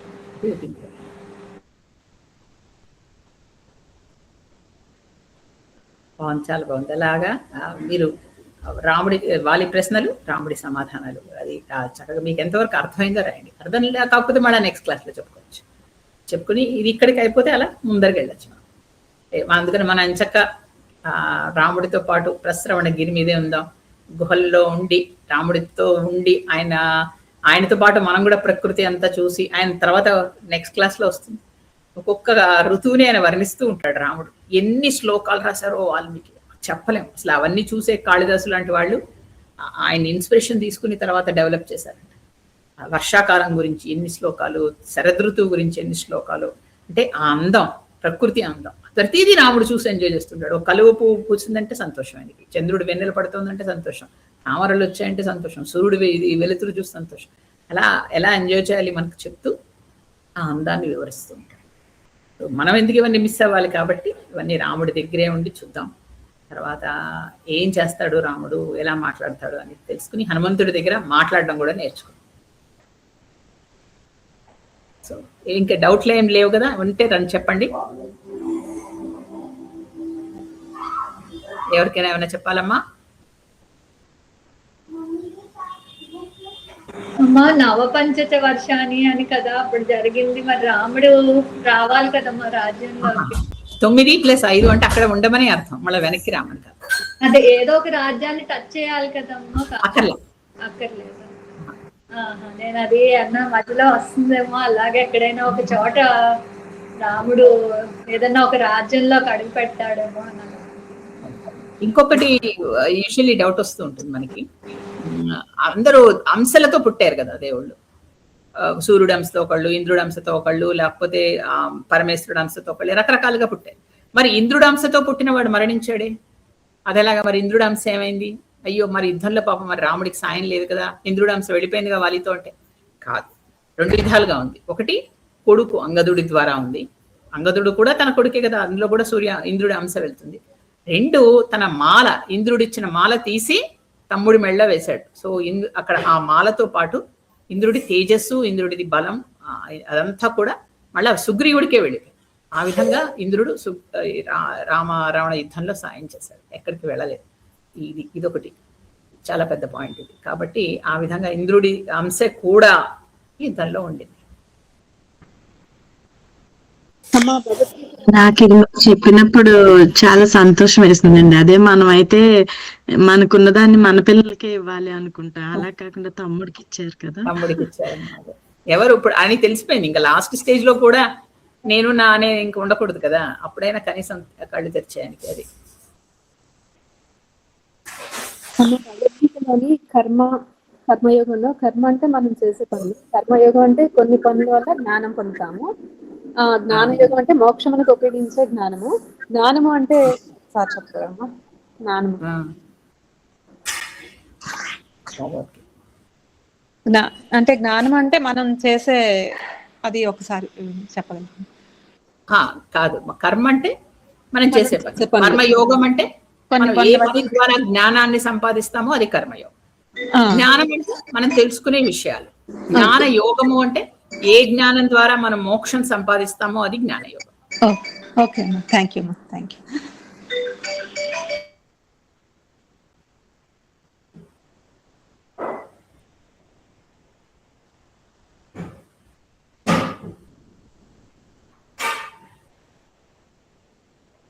సో వచ్చే వారం ఇలాగా మళ్ళా ఇంకా రాముడితో పాటు మరిన్ని అడుగులు ముందరికి వేద్దాం. ఇంతవరకు జై శ్రీరామ్. స్వస్తి.